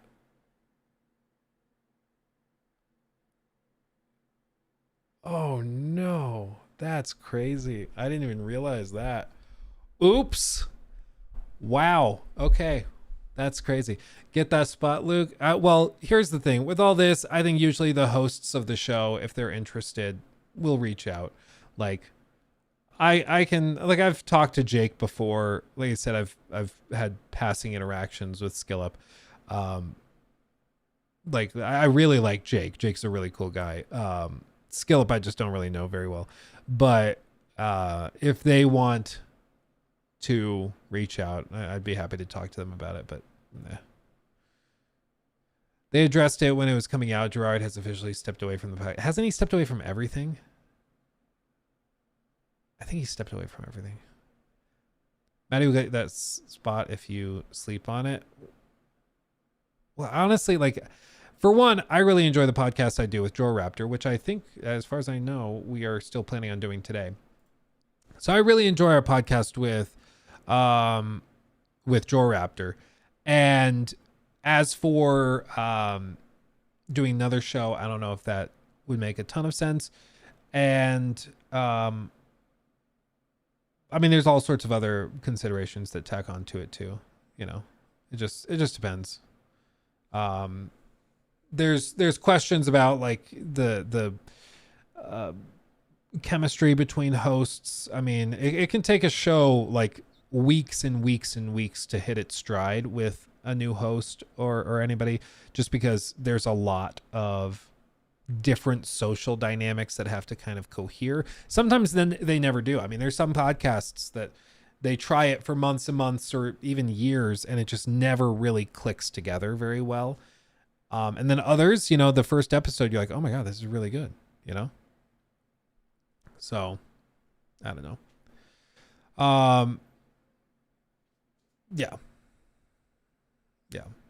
Like I'm honestly not that, it's not that I have anything against them. It's just like, I don't have to be on every podcast. You know, like I'll be okay. I can find stuff to do. And you got to ask yourself, like, what's the kickback? What's the benefit? And there might not be that much of a benefit at the end of the day. But if they want to talk about it, my emails are open. You can shoot me something at luke@28thave.com. Me and my team will get to you. Okay. Make a podcast with DSP. Dude, I don't know if I have the strength. I think if the moment I would reach out to DSP, he might like kind of talk to me a little bit. But then somebody in his audience would find like a clip of me mentioning him and his WWE addiction and stuff, and it would all fall apart because he'd be like, you're just a detractor, which maybe I am. I don't even know, but I don't think I could do anything. I had a thought where I was like, what if I did a video on a game that has like excessive monetization? And then I like email DSP, excuse me, just like burped whilst talking. That was crazy. I don't know how my body did that. I'm so sorry. That was weird. That was strange. So I thought about reaching out to DSP and asking him like, hey, what could you come on and do a little segment with me in this video where you just describe how you think this is like a really toxic monetization scheme? And I would just play it super straight, like it was just everything. And then I would do like, you know, on the little bottom third, I would just do DSP, like microtransaction expert as his title. And then he just does this little segment in the video of him just being like, yeah, and this monetization is really crappy and it's horrible and super toxic. And I'd just be like, yeah, this is our resident monetization expert. When I talk about mobile games, I just put in a little clip of DSP with like resident mobile game expert and just try to play it totally straight. I think it'd be pretty funny. Opinion on Far Cry 6. Far Cry 6 in 2 to 3 words. It's pretty good. Like, I don't know. I think it's better than Far Cry 5. It's better than whatever the other colorful spin-off game they did was. I personally like it more than like Primal. I had fun with it. It's a fun game. It's got problems, it's got weaknesses, but it also has Giancarlo Esposito, and that for me gives it like an extra point because I freaking love Giancarlo Esposito. If you watched Breaking Bad, you know exactly why. So that gives it some extra bounty points for sure. For sure. Blood Dragon, was that another one? You and Jor should have Maddie on for an episode of the pod. Oh yeah, we could ask him. That could be fun. I think you would fit very well in with them. Like I said, CZ, I'm open to it, and I would go on like as a guest happily. I'd be happy to do that. If they'd have me, but it's just, yeah. If people are like, oh, just go take over Gerard's spot, it's like the biggest barrier is that it's friend per second podcast. And while I like Jake a lot, and while I like Skill Up, I would at most call them acquaintances. Like we've talked in passing occasionally over years. I would not call them like friends, and I don't think they'd call me a friend. But, you know, that could change. You never know. That could change. But anyway. What happened to having So Says Jay on the podcast about Assassin's Creed? It just never really clicked with Mirage, and I'm honestly not sure why. I think he had some stuff pop up. But I would love to have him on anytime, even on the stream again, like just to have him on to talk, because I love talking to So Says Jay, and he does an amazing job. So, anytime he wants to come on, I'd happily have him on. Anytime. Giancarlo Despacito. Oh yeah, that's the really good version. That's the really good version. You all need to go to dinner together wearing the Apple headsets. That's what we need to do. That's the real bonding. That's the friendship. Okay, let's do this real quick. They just dropped a review of the finals on IGN. I've not actually played it since the official launch. I have played it in preview events, and I really enjoyed it. I just thought when I played it like 6 months ago, it was struggling because they gave you like explosives and stuff to build up, to blow up buildings and blast holes and stuff. But they didn't actually give you enough to really be able to do a lot. So it was like they gave us 2 grenades and I think 1 sticky grenade or something like that. But it was like on 30-second refresh timers and stuff. It just wasn't enough stuff to actually blow a lot of stuff up and have a good time. So I think they fixed it since then, and they took that feedback because everybody I played with was like agreeing, hey, this is like not enough explosives to actually have fun with the destructible environments thing. So give us more. But let's see what they had to say.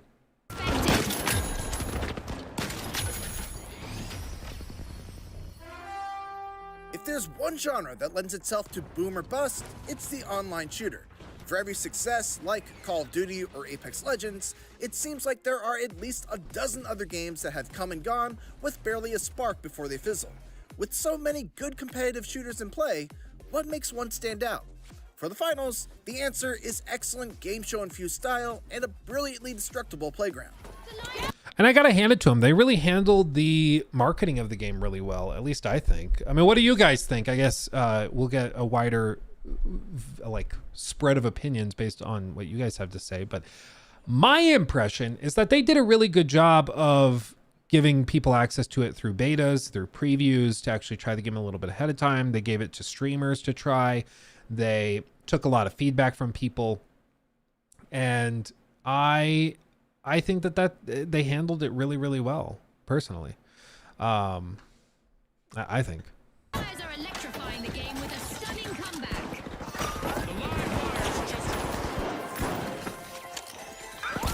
If the 1987 movie The Running Man were about 3v3 gunfights, it would have resembled the finals. You and 2 teammates face off against other 3-person squads in a virtual game show, vying to see who can be the first to score enough cash before time runs out. The vibrant color palette combines with a pair of live sports-style play-by-play announcers to give it that over-the-top... I'm sorry, what? This is so frustrating to me. This is from IGN. Like, the biggest game news publication in the world.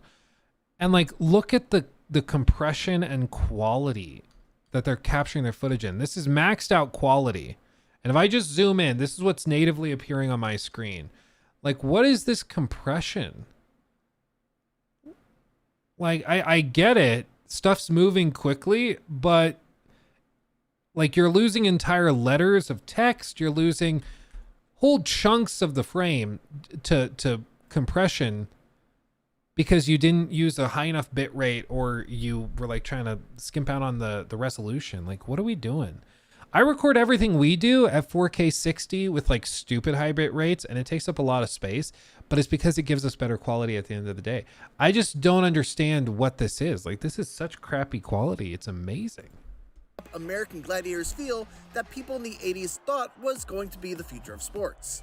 That strikes a great balance of not taking itself too seriously without becoming obnoxious. That first elimination sends a clear message that it's game time. Our match is in full swing. There are currently two main modes. The first, Quick Cash, has each team vying to collect a vault of coins and deposit it at a designated spot on the map, which tends to result in... Like, what it makes me think of is it really makes me wonder, like, oh my God, look at this, dude. This is like totally gone off the rails. We were trying to look at the finals, but man, the quality is all over the place. What it makes me think they did, though, is that this guy's playing on an Xbox and that he's using the internal recording instead of a separate capture card. I don't know what else would do this. What even is happening? How many fingers is this? What is that? Like, look at how distorted and blurry everything is. It's just shocking. There's not even like a colon between the letters. It's got to be like console internal recording. Like, what are we doing? What are we doing? Like, just to show you the difference between like that and, well, I guess we could just pull up direct. I think this is like the official gameplay. So the official gameplay thing that they just dropped from the finals is in 1440p, and already, I mean, you can see way sharper detail. You can actually read text in the distance. You can see leaves on the ground, bells on the shoes. Like, you can actually see what's going on. High quality footage. Footage that looks like you rubbed Vaseline over your screen. It's just amazing. Like, there's like no excuse for this. I just don't get it. I just don't get it. Man. Okay, never mind. Imagine commenting on the graphics and then uploading that. Well, yeah, exactly, dude. Like, what are we doing? Okay, never mind. We're not doing that. Let's instead shift gears. No, that's YouTube compression. No, that's not YouTube compression. I'll tell you what, Dante. I am painfully familiar with YouTube compression. First of all, I mean, you can even swap to 1080p on this, and then we'll like fully refresh and everything. So it's in 1080p and already way sharper than anything we saw. Even in like difficult to compress scenes with like tons of foliage and stuff, very fine lines. This is way sharper than the 1080p on that other clip. Way sharper. Way sharper. So not YouTube compression. That's just terrible recording quality. Like that to me screamed like 1080p at like 3000. That's what I think it was. But we'll shift because I can't survive through that. I can't do it. Okay, Beat Connect. Thank you.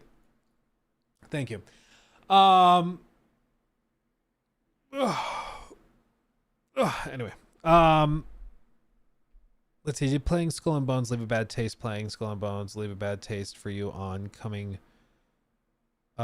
upcoming Black Flag remake? No, it, like, if anything, it made me more excited for a Black Flag remake, honestly. Like, after coming off of Skull and Bones, it's like, okay, this is why we love Black Flag so much. You know, it's like when you go and you get like a really crappy coffee from just like a gas station, and you're like, you taste it and you're like, oh, this is why I go to that nice coffee shop by, you know, Old Town. Or like you get gas station sushi and it's disgusting and gives you diarrhea within 10 minutes of eating it. And then you try it and you're like, oh my God, this is why I go to that sushi restaurant. This is why I don't do that. Oh, you're fine. I figured it out. You're good. So like that's just the whole thing. It's just you gotta. I think for Skull and Bones, it actually made me more excited for Black Flag, not less, or the Black Flag remake. I mean, yeah, Imperial Halal. Yeah, you're damn right. This is life. This is live, real life. Real life. I'm not messing around. Yeah, MR. I think that's what we're gonna do right now. I think we're gonna do that right now. I think we do it. We'll do it live. We'll do it live. RN853, thank you for subbing with Prime, by the way, and the Supia, thank you for subbing with Prime as well. Much love. Rock, sounds good, my friend. Good to see you. Have I seen the reactions for Prince of Persia? As far as I'm aware, they're all like overwhelmingly positive, which is awesome to hear. I mean, it's a very capable team that did like Rayman and everything, all of those games. So it seems like a very capable team in a franchise that people like and know and love. I hope it finds success. You know, any 2D side-scrolling type game, you know, it's kind of fighting an uphill battle nowadays because people see it and just automatically assume it's like an indie game or something. But everything I've heard is that it's very, very good, which is great. I mean, I hope it is very good. So, Tiago, thank you. I'm glad you're here. Have you checked out of Pokemon or got an opinion on new DLC? I don't know anything about a Pokemon DLC. Are they doing something?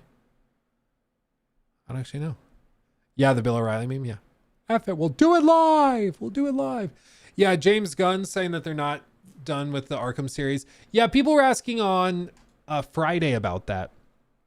And like, somebody was asking like, do you think that actually means anything? Because he's of course not in the video game section of the business. He does the films, or is starting to do the films. And I think he's not the decision maker. He's not the guy deciding they're doing more Arkham games. But if they were doing more Arkham games, I think he would know, because they're going to try to integrate them. They're going to try to take stuff from those games, work them into the movies and vice versa. So I think he would know, especially as he's planning years and years and years in the future for all these films. So to me, it makes a lot of sense that he would know. Because he's part of the like, he's basically, I forget what his exact title is, but he's in charge of basically revamping the whole thing. And part of that is the video game space. Part of that's their TV programs. Part of that's film. Part of that is merchandising. Part of that is marketing. Like, he's involved with everything. So it's going to be cool. A TV Arkham series in the works. I mean, that could be cool. That could be cool. It might also suck, because let's be real, but we'll see. Yeah, he's the Kevin Feige. I still don't know how to say it. Feige? Feige? I don't know. Sorry, Kevin. I don't remember what his name is. Okay, let's do this. Jacob, new segment. Here we go. We just got another drop for Suicide Squad Kill the Justice League Insider, episode 2, called Meet the Support Squad. Apparently, they're dropping more information on the secondary cast that's going to support you while you play the game, which is kind of cool. I'm interested to see if this gives us any more information about potentially like another play test. I think personally for them, and I predicted all of this like 2 months ago, their pivot needs to be focusing on the narrative. They need to focus on what their fans want, which is a high quality story, and kind of put the looter shooter stuff to the side, because every time they show off more of the looter shooter stuff, people get less and less interested. So they just kind of have to pretend like it's not there and then get people to buy it and then realize it's a looter shooter once they're in too deep, right? That's basically what their goal is.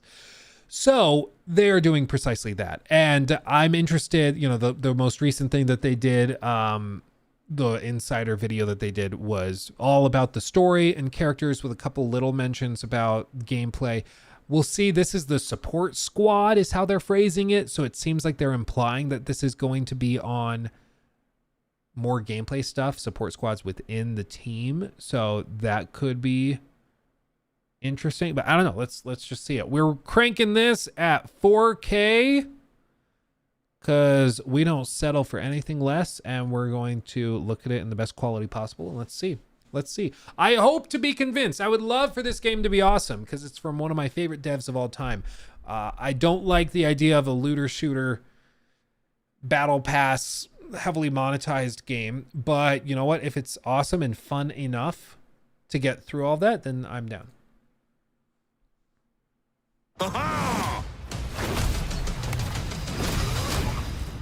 All the fun is right here.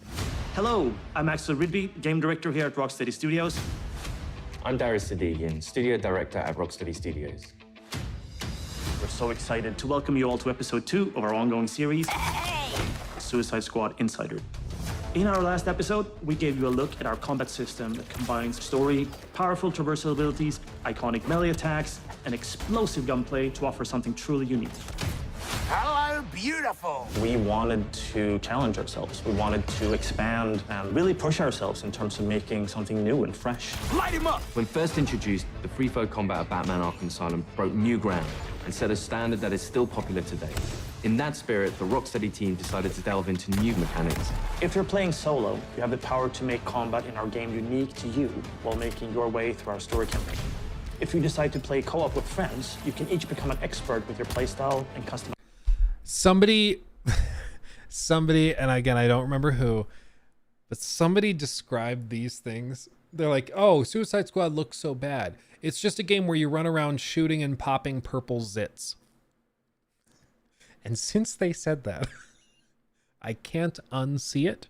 I can't unhear it. And now every time I see any of these big glowing purple weak points, I just think of like, yeah, I'm running around popping massive Brainiac zits. That's all I can think of the whole time. So now that I've told you, you're not going to be able to forget it. And now it's going to taint your impression. But this is what you get when you have your whole gameplay system tied around popping big purple zits. Nice builds, creating a powerful squad unlike any other. Each person can offer a different benefit to the play experience. We're super excited to see those sort of team play synergistic effects happen. You want a high five? Up high. In the Suicide Squad, the world, the narrative. I'm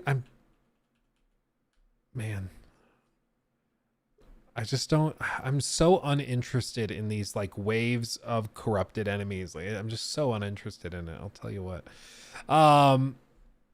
Thanks, Luke. Yes. Sorry, not sorry. Yeah, Juicebox, exactly. It's basically a flashier Fruit Ninja. Yeah, that's exactly what this is. I mean, honestly, it's just with all of this, I am hopeful that they can pull it off, but they keep showing stuff we've already seen. They might show an arena or two that we haven't, but we're not really seeing anything fresh, anything brand new. Granted, we're only a minute in, so maybe that will change, but it's just not clear how they're going to shake up the gameplay beyond just fighting waves and waves of these generic enemies that have the same guns, that look identical to each other, that are just different colored variations of what we've already seen. And that's concerning to me because, like, in the Arkham games, there wasn't a whole lot of enemy variety. It was one of the weak points of those games, except it was kind of counterbalanced by the amazing world building, by how alive everything felt and seemed, and how the story was so dark and captivating and all that other stuff.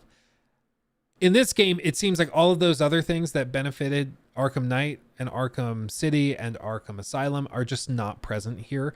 The city is entirely dead, apparently because all of these enemies are basically infected civilians or like converted or corrupted civilians. So there are no NPCs like exploring the world. There's nobody to save. There's no quest givers in the open world. It's just a big open sort of city playground. And maybe for some people that's enough to captivate them. But personally for me, in years past, when I've played games where there's nobody within the world to save, it doesn't really make the world feel very much like it's worth saving. A great example is Death Stranding, where like Death Stranding, you talk to a bunch of holograms that are just kind of standing blankly. Sam Porter Bridges, thank you for bringing this box of aluminum foil to my door. Please put it in the basket. Then you do that. Then he pretends to look. How'd you get here so fast with everything so perfect? Thank you. You're doing a great job connecting us to the chiral network. I look forward to seeing you again. Like, that's the whole thing. And it makes it really, really hard to feel like, okay, I want to save this guy. I want to save the world so that he can live a better life. Nobody wants to. It's like, can you just stop? You're freaking me out. So hopefully, this world gets even better and better and better and better. Wait until you rescue the chiral artist and take her to the hot springs. Yeah, dude, for real. It's you remember the oh man, my favorite sequence was that one with the, what did they call him, like the trash man or like the garbage man or the dumpster man, something like that. And like he has the girlfriend that you reconnect with, like reconnect them together, but they hired like a Japanese actress who couldn't really speak English to do the English scene. And so the whole time, like, it's just the most awkward performance ever. It was really, really weird. It was really, really weird. Yeah, but Kojima is a genius, yes. The narrative, all our features evolve through the lens of DC lore. Fans for the DC universe are going to be really excited for this. Not only are we bringing characters back that we've used in the Arkham series, but we're introducing new ones. You can call me Colonel Rick Flag. We want players to feel like they explored the DC universe with us, not just through the story, but also through the mechanics. Ah, no lasso? You gotta be kidding me. In this episode, we'll meet some of the iconic DC characters who will be helping our anti-heroes to take on their impossible mission. Awesome! Through conversations with our team, our voice cast, and our playtesters, along with extended gameplay, we'll give you a preview of some of the amazing new possibilities we're excited about with Suicide Squad Kill the Justice League. Wait, which superheroes did you say you were again? This is Suicide Squad Insider, Episode 2. So already, I mean, they are taking a real focus on comparing it constantly to the Arkham series, which I think, to be fair, is exactly what they should do. I think people have gotten it mixed up with me saying what they should do and what, like, I'll be convinced by. No, I've said if they want this game to sell, they need to rework the marketing campaign from focusing on the sort of looter shooter elements and all the gameplay, which people don't seem very hyped about and very interested in. And we saw that back in, I believe it was March or February, when they revealed that trailer that became mass downvoted and they delayed the game and pushed it back to next year. And it was specifically because of that negative response to the gameplay. So I said, if they want this to sell, or at least have a chance of selling well, they need to focus on the narrative. They need to compare it to the Arkham games, which is what everybody knows and loves them for. They need to make sure that they're not framing this as an always online live service game. They are saying now that the always online component will be removed and you'll be able to play it offline in single player, but that will come after launch. So however long after launch that is, who knows? However, they can't focus on any of that if they want this game to sell. They need to, as bad as it sounds, they basically need to trick casual gamers into thinking this is much closer to Arkham Knight than it actually is. And that might actually work. It might not, but we'll see. But me saying that's what they need to do to be successful and to sell this game is different from me being like, oh yeah, if they do that, then I'll buy it. Like, no. And this is what I'm really proud of you guys for, is that you guys are not just like blindly buying into marketing posts and just being like, oh yeah, well, I mean, they said that the game is going to be beloved by Arkham fans, and I like Arkham, so yeah, I'm going to love the game. It's like, no. Just because they said a thing doesn't mean it's true, okay? Shocker. They don't have to always say what's completely true every time, you know? It's possible that they're wrong. The RPG systems are the connective tissue inside of the game. Things like weapon customization, talent customization, things that really let players get into how they want their character to play. Now, let's begin. We built this game with near limitless strategic and personal options. Players craft their own character within a character. Everyone can pick not only their favorite, but really make a character that's their own. There's really high skill ceiling mechanics in this game where as you learn to traverse, as you learn to combine your character's abilities more and more, you become better, your character becomes stronger, and in the story of the game, you're taking on stronger and stronger threats. We have this perspective of always tying back to the narrative and always giving context around the mechanics. With the DC world out there, it just gave us unlimited potential. With the Arkham games, you could modify some elements of Batman himself. We knew early on, going with an action shooter was an opportunity to go down a new path and try out new mechanics with a new type of game. Someone's been busy. How'd you have time to make all this? In our last episode, we showed the Suicide Squad recruiting the Penguin for Argus. Sure did. Waller. We bagged Penguin. He goes back to the Hall of Justice to start helping the squad out. I'm taking authority. Since we last showed you the Justice League's HQ, it's had a makeover from Amanda Waller and her team. And it's now the forward operating base for Argus's fight against Brainiac. So when considering gameplay, we knew we needed an arms dealer. You need a good gun runner. For us, it's been great to bring Penguin back from the Arkham days. We love working with this character. What he gives you is lots of options for upgrading individual weapons, crafting. It feels like you're actually interacting with Penguin when you're crafting these items. And that's really where Penguin as a character comes to life in the game. You get to build them up, creating some really unique combinations, and you can play the game in a way that's unique to you. We have weapons based on different manufacturers. Star Labs, we have Amertech, we have LexCorp, we have DCPD, and they all come with different flavors.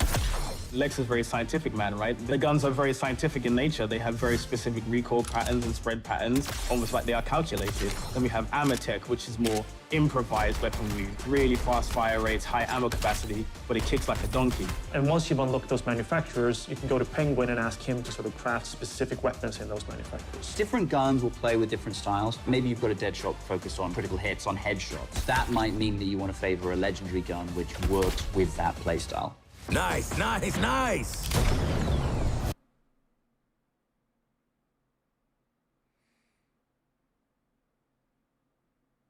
Yeah. I mean, like, yes, in a looter shooter, you do need weapon customization and upgrades and crafting and stuff. I think having Cobblepot be the one that you contact for it is a good idea. I think that's kind of fun. Like, oh, yeah, you bring him in. He kind of lives out there. Like, that kind of makes sense. So, like, what I'm starting to feel with Suicide Squad is that it's a really valiant attempt at what they were tasked with doing, which is that they were told by Warner Brothers executives, hey, you need to make a looter shooter. You need to make a live service game.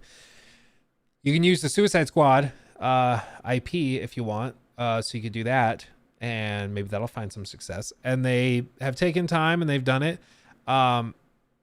And so I'm glad to see like the weapon customization and stuff is there. There are some narrative elements.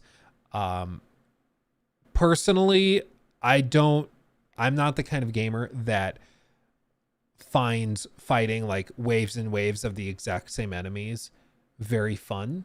Like I might do it for a single run through a campaign. I'm not going to play this for thousands of hours or hundreds of hours or anything. And bear in mind, this is a live service game. You're supposed to engage with this for years. Like that's the goal for this game. If you're looking at this and you're like, yeah, I'd play this for like 20, 30 hours through the campaign. That for them is a failure. They want you to buy it and to play it for years to come because that's how long they're going to be supporting it. So there's a real question I think everybody needs to ask themselves is whether what you're seeing on screen is enough to captivate you long term. Because this $70 price tag is not just going to be the end all be all. Like they're going to be releasing new characters for another 10, 20 bucks for you to play as. They're going to be adding probably more missions and stuff, different boss fights as, expansions and stuff. But personally, shooting big zits, glowing zits is not going to keep me playing for months and months and months. And no, I'm not going to say that. Penguin is only one member of what we call the support squad. Toot toot, scumbags! There are various supervillains that the squad have begged, stolen, or borrowed from. For players who just want to play through the story, they'll get the full arsenal to be able to take on the Justice League. But for players who really want to sort of maximize their characters, the support squad missions unlock really cool features. Our designers have put a lot of effort into making sure that when you play the game, you can have a very different experience from someone else. Let's meet the rest of the support squad. Here we can see the scientist Gizmo, who has set up shop in the basement of the Hall of Justice. You're perfect. We know. His primary contribution to the squad is the sort of airdropped vehicles that you can use for combat. Okay, so this is the first time we've seen these vehicles. They mentioned them in, I don't know if it was episode 1 of The Insider or if it was in one of the trailers or something, but this is the first time we're actually seeing them. And people were wondering, like, okay, so you can customize a vehicle that you have. What does that look like? Like, what is this actually going to be like? And apparently they just said it's the sort of airdropped vehicles that you can use for combat. So it's not for traversal and not for navigating an open world. They are dropped in vehicles and little, like, almost like kill streaks, it seems like, where you call it in and then you can use it to just use machine guns quickly to wipe out waves of enemies. Primary contribution to the squad is the sort of airdropped vehicles that you can use for combat. You're getting into this flying vehicle with rockets and a turret and sort of blow shit up. And the havoc you can create is outstanding. Because, you know, everybody's favorite part of Arkham Knight was the Batmobile. Each character in the DC universe offers the player a different way of interacting with the game. I've been trying on the name Toyman. More like Annoy Man. Am I right? Toyman is one character that helps you actually figure out ways of defeating the Justice League. He's a They missed an amazing opportunity. I've been trying out the name Toy Boy or Toy Man. You could be Toy Boy, or my personal favorite would have been Boy Toy. Would have made a lot. I think it would have been great. That's what I would have done. Tech boy genius who It's wants me, nothing Boy more than Toy. to help save Metropolis. He can't quite come to terms with the fact that his heroes are now the villains. Changing stuff is my middle name. You can unlock more and more things you can do with Toyman to enhance your gear. If you want to really perfect your gear to really suit how you like to play the game, Toyman's the character to talk to. I'm Hack. Hack is this sort of electronic astral projection. Anything that has electricity, Hack can manifest through. By working with Hack and increasing your talent points over the course of the game, you can unlock a whole myriad of different abilities. For example, with Harley, you can increase her grenade damage. Alongside the talent tree, we have what we call the combat combo system. As you're doing these more intricate moves, you build up your combo faster, and the higher that combo is, the more talents you activate. Oh, this tough love. Hack also uses her abilities to literally hack Brainiac's comms, so you get to listen in on what the Justice League is talking about, and you also get to hear their sort of corrupted personalities and how different they are from the heroes you once knew. We have complete control, Brainiac. Now let's talk about one more member of our support squad. Another infamous DC villain that Director Waller once recruited.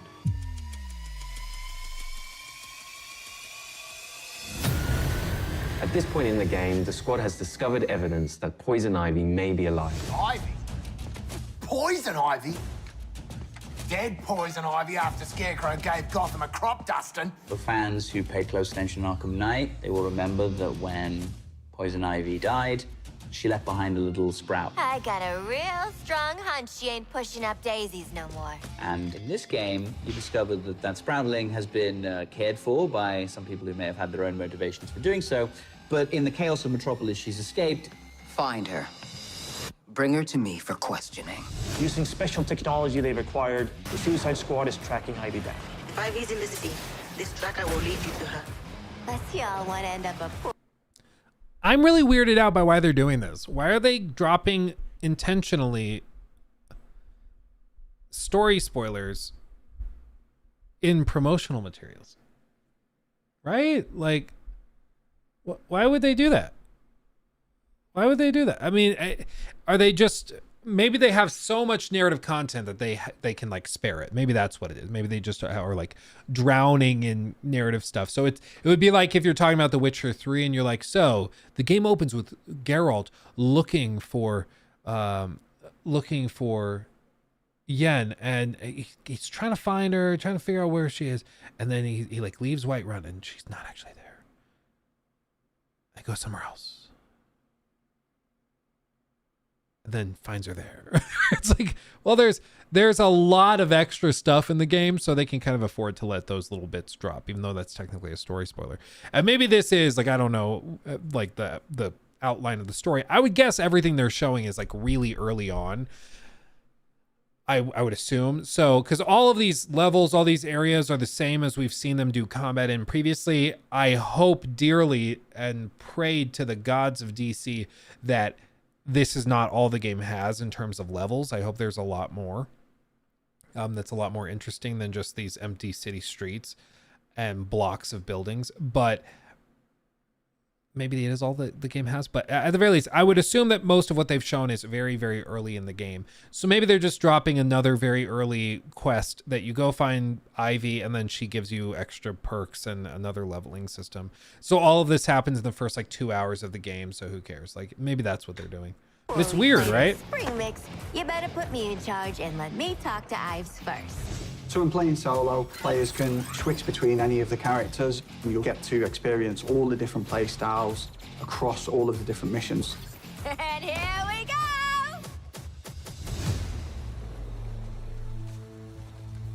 So here she is. Thought she'd be taller. Are you serious right now? Poison Ivy is a redhead. This is a plant. You might be the dumbest. There's my girl.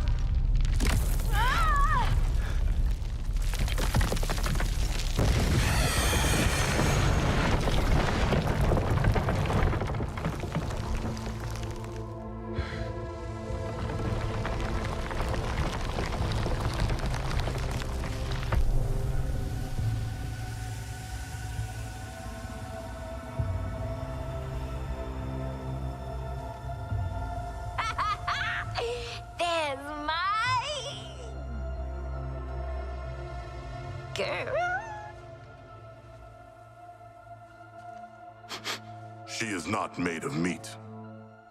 Is this what you call a vegetarian option? I don't know you, but my pheromones remember you. Strange emotions. Tell me about it. Wasn't expecting you to come in fun size. You really don't know me? Harley and Ivy forever? In 10-story burning letters? Nope. Jeez, LexCorp really did a number on you, huh, Red? He dressed you up in that outfit, too? No. I took it. When I broke out. He shut me in a room in his tower. If I worked on the things he wanted, I got a whole hour of sunlight every day. What did he want? Weapons, making them more effective against the alien invaders. You know, they're very susceptible to plant toxins. And, I know all about plant toxins. We know. That's why they call you Poison Ivy. It's just Ivy, weirdo. Where's Lex now? I don't know. Something spooked him, I guess. He got in his big robot suit and stomped off. Ooh, I know that look. Who you murdering? The corrupted things that are coming. All of them. They're poisoning the Earth with their gross bodies. So I lured them here. The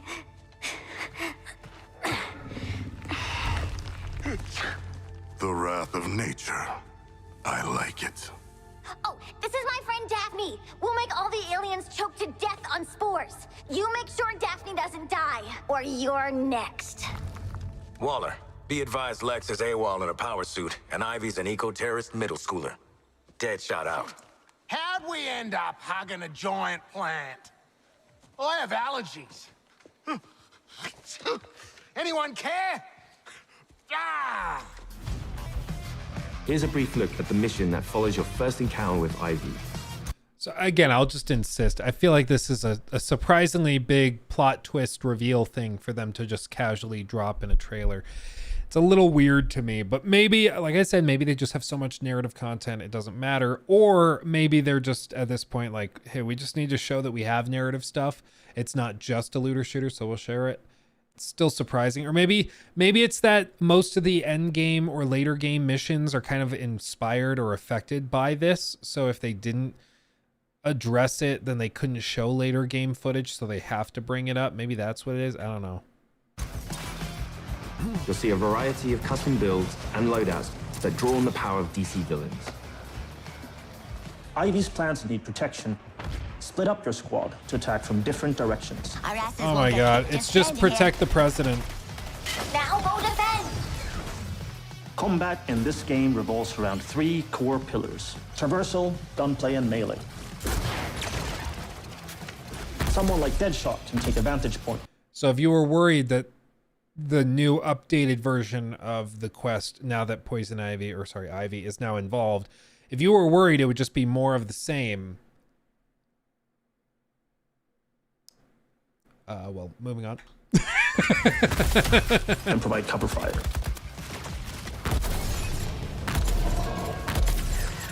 Some people say that the quests are just going to be more of the same, with the same repeated enemies over and over again, fighting with guns that feel very similar to each other. Also, they can sell you a battle pass for $20 a pop every month while they milk you for all you're worth. Some would say that. Continuing the video. You can find wild ways to upgrade your melee attacks. With the Great Suspender, a single boomerang can launch several enemies off the ground. A job worth doing right. Harley's gun is from the Bane's Rage set. Landing a critical hit spawns a power-up that can infuse other weapons like grenades with Bane's Rage, making them more powerful. Get the invaders off Daphne! Quickly! Those aliens pollute everything! King Shark's loadout here includes Black Mask's Bulletstorm and the Heatwave's Molten Shield to synergize. Okay, I gotta know. I'm gonna do a poll. I gotta know. I feel like these floating symbols and floating icons and floating like ammo reserves just feel so outdated. That's what I feel, at least. They feel really outdated to me. Like I see them and it makes me feel like I'm playing a game from 15 years ago, but not necessarily in a good way. So I want to know if you guys feel the same. Like, is it just arcadey and fun to you, or is it kind of cringe? Like, what do you think? I just posted it in both chats, so you can click on the link and vote. But to me, they just don't feel. It's weird because part of Suicide Squad feels really up to date and really like sharp and vivid and modern and simplistic, and the other parts are like this. Super chat. Thank you. Not gonna lie, I'm getting Anthem vibes, LMAO tears of joy, or is it just me? I don't know. It's just, I think there are some vibes where it's like, I think there's some interesting ideas, but there's a lot of flash, and the question is substance. Like the story stuff, if they're willing to just so casually drop major plot twists and spoilers like that, it makes me worried that maybe the campaign really is an afterthought, and they're like, well, it's fine if people find out about that because this isn't about the narrative, it's about the gameplay, and we want to show them more gameplay, so we'll just put the story on the sideline. Maybe that's what it is, because I feel like if they could help it, they wouldn't be willingly spoiling more stuff than has already leaked and everything. It seems like most of you guys are saying that you kind of feel the same way. But I don't know, man. It just feels weird. Like these floating Black Mask ones, and then the big floating Bane icons too. Like, look when she pops off. Everything. King Shark's loadout. So right here, making them more powerful. See the big masks that float? Like, it's very arcadey, and I could see it being fun. But then you go to the cutscenes, and they're all super grounded and realistic. And then they go to gameplay, and it's just super arcadey and cartoony. It feels like two different games entirely. Get the invaders off Daphne! Quickly! Those aliens pollute everything! King Shark's loadout here includes Black Mask's Bulletstorm and the Heatwave's Molten Shield to synergize. He has triggered the Bulletstorm effect, which means that he's now immune from damage thanks to the Heatwave's Molten Shield, making this a perfect opportunity to get in close. Savor it. This mission is where we introduce Afflictions, elemental attacks from Ivy's plants that draw on the powers of different DC villains. Use an Affliction to freeze your enemies before you deliver an explosive finale. I guarantee you that's why. I think that's why they're showing this, because they wanted to show later gameplay, and it's like trying to show, what would you compare it to? It's like trying to show I don't know, Fallout 4 gameplay without going to Boston, or trying to show what would be, I don't even know what another example would be. I think it's just like, if they want to show later gameplay, all the arenas are going to be affected by this because it's a gameplay ability. So for them to just not reference it but show these abilities wouldn't make sense. So they have to show how it's narratively justified. But I don't know. I still think it's weird. Task Force X, report. Have you secured Ivy? Yeah, kind of a funny story. Although she doesn't remember her old life, Ivy is still a deadly expert with toxins, and she can offer your builds an interesting new feature, Afflictions. The results are so neat. When you manage to recruit her, she comes back to the Hall of Justice as kind of like a loose cannon, precocious toddler who also has terrifying genetic engineering powers. Then we introduced the concept of Afflictions. Players can apply these Afflictions to their melee weapons, their grenades, so they can mix and match different things for the encounter. And each Affliction ties back to a DC character. So we have 4 Afflictions. Diablo Blaze sets people on fire, burns them over time. But you can't shield harvest them. We have Deep Freeze, freezes people. You can shatter them with your guns, but they are pretty resistant to melee damage. They won't drop ammo when they die. At any point, you can have up to 2 different elemental Afflictions, then add in the 3 other players. So what you've got there is lots of different ways to engage with enemies.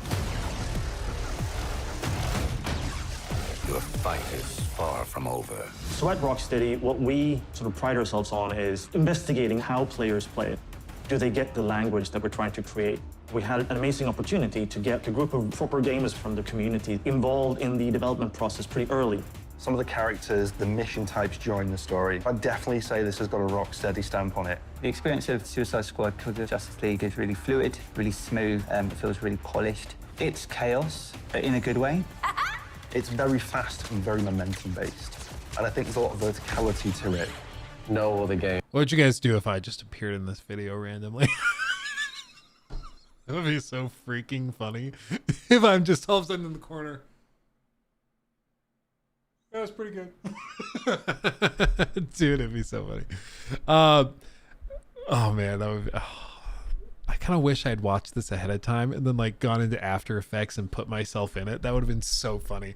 And then I just totally ignore it. I don't acknowledge it whatsoever. I think that would be so funny. Game that makes you feel so free and powerful. Yes! You also have this deep building of your character with a more superhero twist. For example, I kind of gravitated towards Dead Shark because I'm a big fan of shooting guns and big crit builds. You can use the juggling mechanic to get 100% crit chance, and then from there, do big damage. The knowledge that we gained, seeing players explore the mechanics, it gave us like a little taste of what it's going to be like when we got like a bigger community to share the game with. Now listen, how about a team up? When the studio made the Arkham series, we were very much focused on single character, single perspective. And with this game, we saw that opportunity to get the community more involved. For us, it was about expanding and enhancing into something new and different. And more wallets too. That was a big part of it. And we wanted this experience to be shared with more than just one person. One of the coolest experiences in the game is when you're playing with friends and each character can tackle the problems that you're facing together differently. You are learning how to overcome challenges together. All these characters are geared up to be able to complement each other. Because each of them is moving differently, sometimes another character might come in from a direction you don't expect. You can create unintentional cinematic moments with your friends. When you really are in sync with your squad, it's such a special feeling, and I think something I haven't experienced in any other game. Multiplayer is new for the studio, but it's super exciting because we get to see Rocksteady hallmarks of story-driven game, but from multiple perspectives, and getting to share that with your friends is pretty unique. We hope you enjoyed episode 2 of Suicide Squad Insider. Phew, I need a smoke. I need more therapy. In our next episode, we'll take a look at what you can expect from our game after launch. This is the biggest cinematic experience that Rocksteady has ever created, with more hours of cinematic cutscenes than ever before. But I think we leave the setting of our story open enough that for post-launch content, players will be excited to come back and find out what we're going to do next. You, want to talk about it? Know what, Quinn? I do.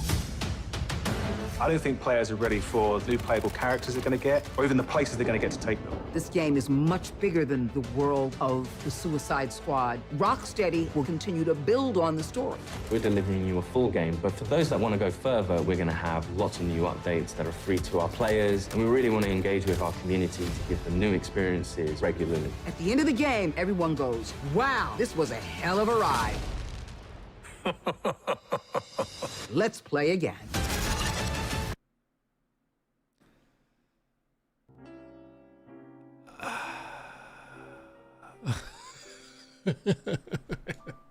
I don't know. It's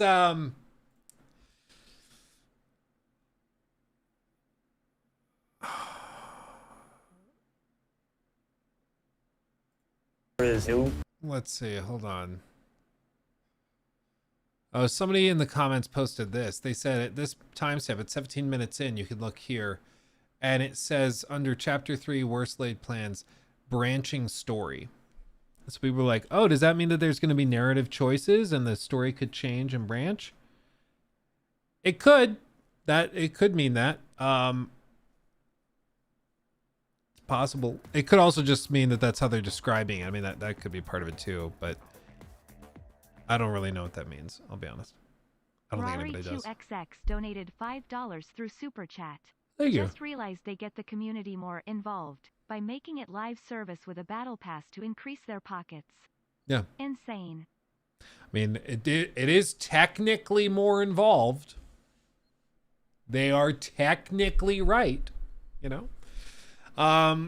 Yeah, but I don't really know what branching story means. I don't really know. But it's this is one of those games we're just going to have to play. As I've said before, I think there's going to be a lot of people that like live service games and looter shooters. They're probably going to have a really good time with it, honestly. But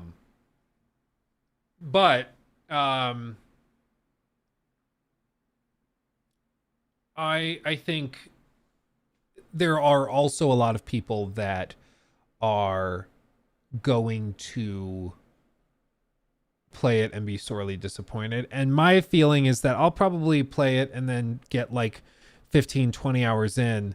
I don't know how long the story is going to be. Maybe 25 hours, maybe 20, 25 hours. I don't know. But if we say 20 hours playing it, having a decent time, I don't think I'm the type of player that's going to go, like she said, and play it again. Like get through it and then be like, okay, I want to keep playing with my characters. I'm going to go through it all over again with my friends, and we're going to keep playing this for months on end. And ooh, I'll buy the battle pass and I'll get new skins for the characters and stuff. I just don't think that that's going to hook me. For some people, it absolutely will. But I do think this is going to be one of those games that some people become obsessed with, and it's like their main game, and they will defend it to the end of the earth. And then there's going to be a lot of other people who are like, it's just meh. Yeah, I think that's how it's going to break down. Let's see. Thank you, Joe Pesh, also for subbing with Prime on Twitch. Appreciate you, my friend. Thank you. Thank you. I'm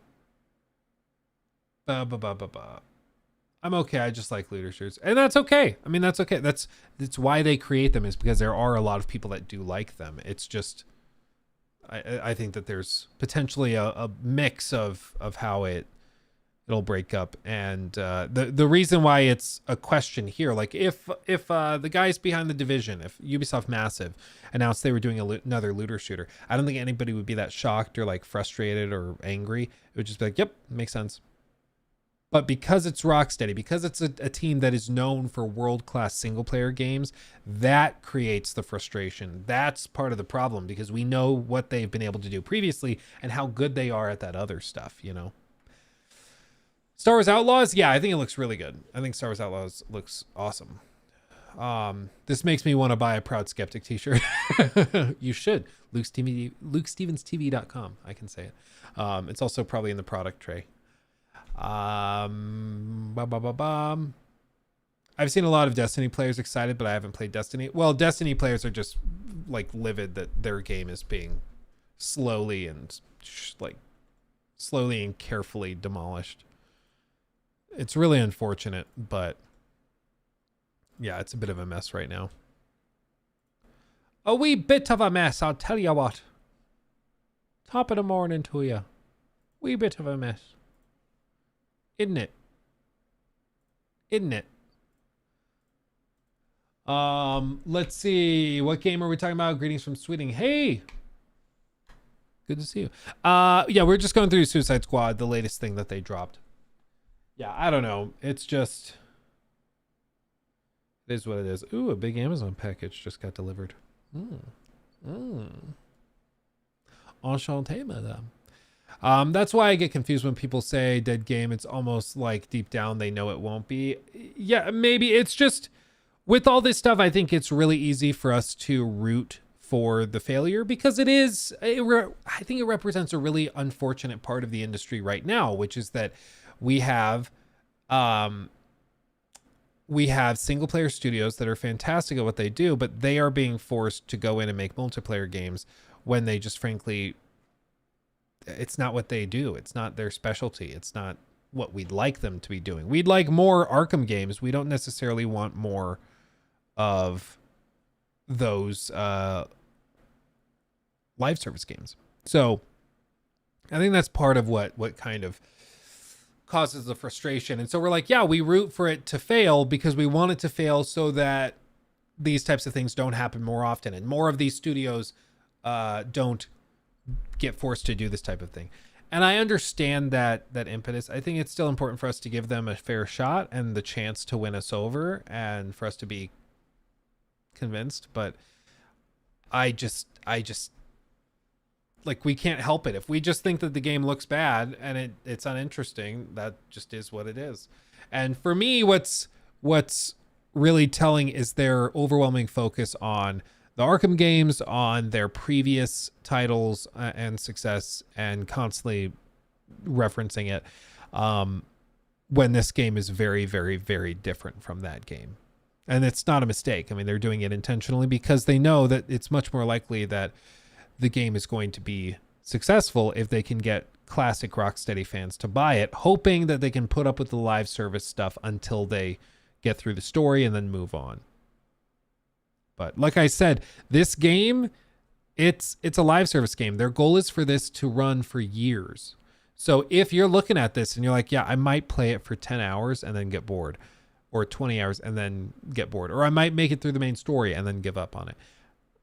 Like, that is not what they want. That is a failure for them. They don't want that. They want you to play this for years. And that's the big distinction. Is even for a game like Destiny, having an expansion come out, the expansion drops, people buy it, people play it. That for them, you'd think is a success, but that's not actually what it is. Like, they need you to play the expansion and then play it again, and then go through the last expansion, and then go through this, go through that, go back through this stuff. And they need you constantly playing and constantly spending money. Otherwise, it doesn't work.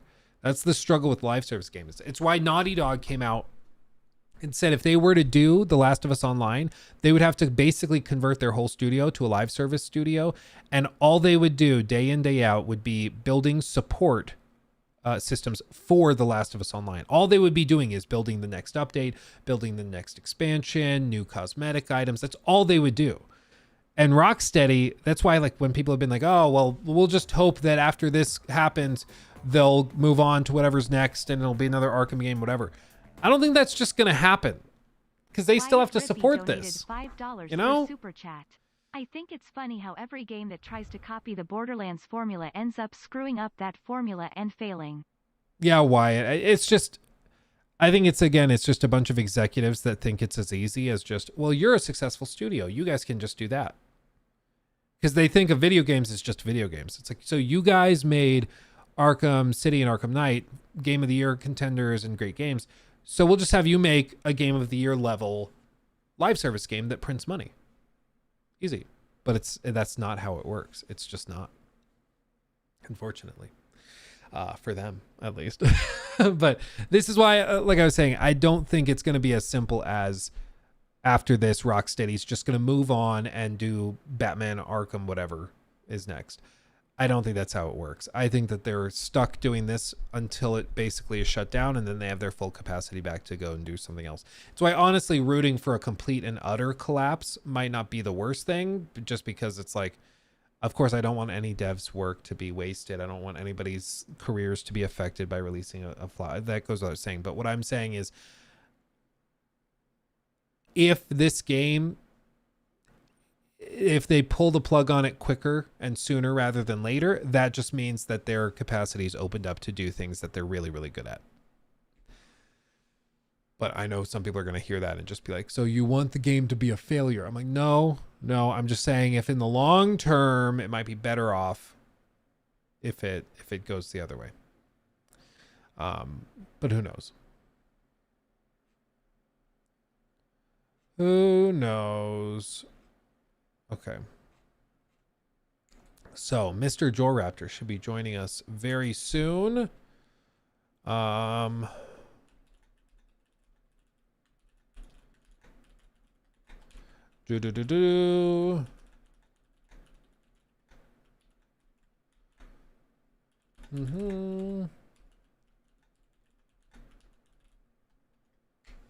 Okay.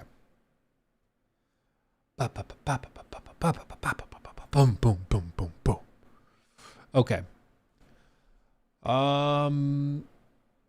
Sunk cost fallacy, they won't do that. I don't know. A lot of these companies, they are not afraid of the sunk cost fallacy. I mean, the best example is The Last of Us Online.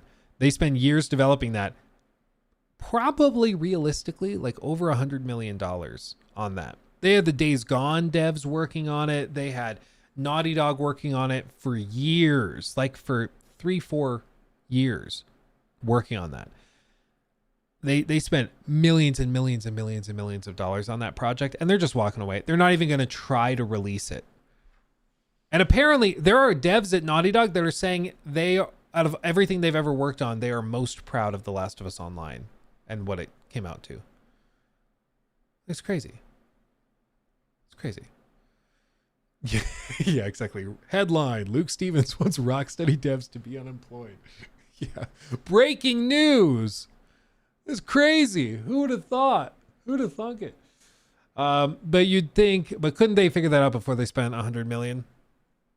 The thing is, like, when you're working on anything, sometimes you start putting it together and you just don't realize that it's not coming together until a little bit later, or until you're a lot further down the road. And for them, I mean, it's just like going on a road trip and initially you make the wrong turn and you're like, we might be lost. This might be wrong.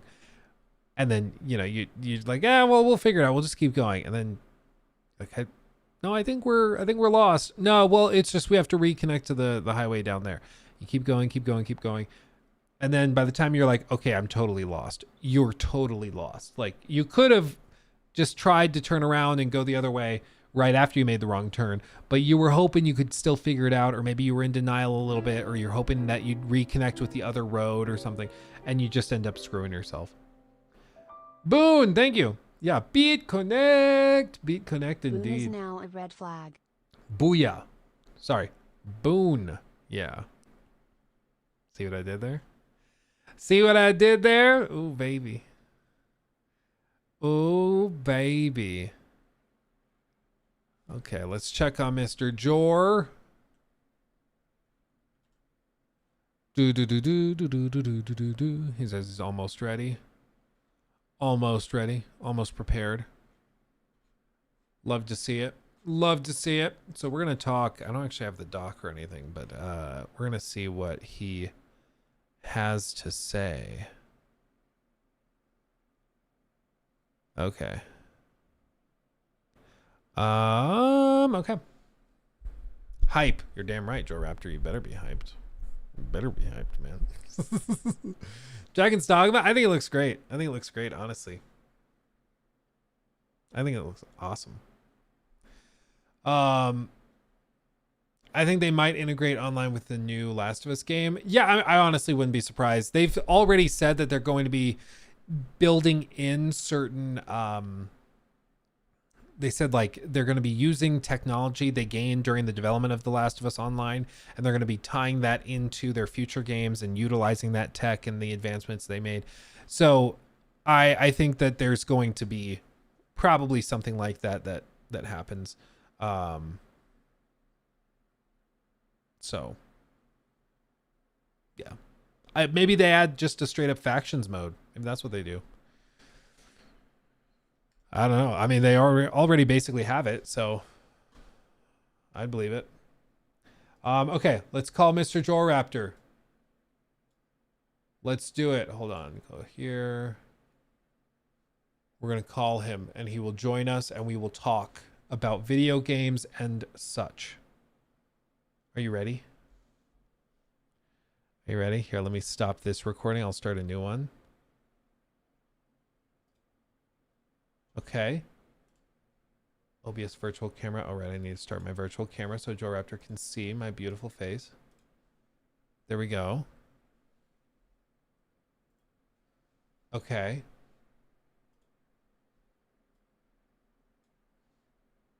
Hello. He's here, everyone. He's here. Everyone say hi to Jor. Hold on, let me hey everyone. Let me see if I've got the camera. Well, I'm starting to talk like that as well now. Yeah.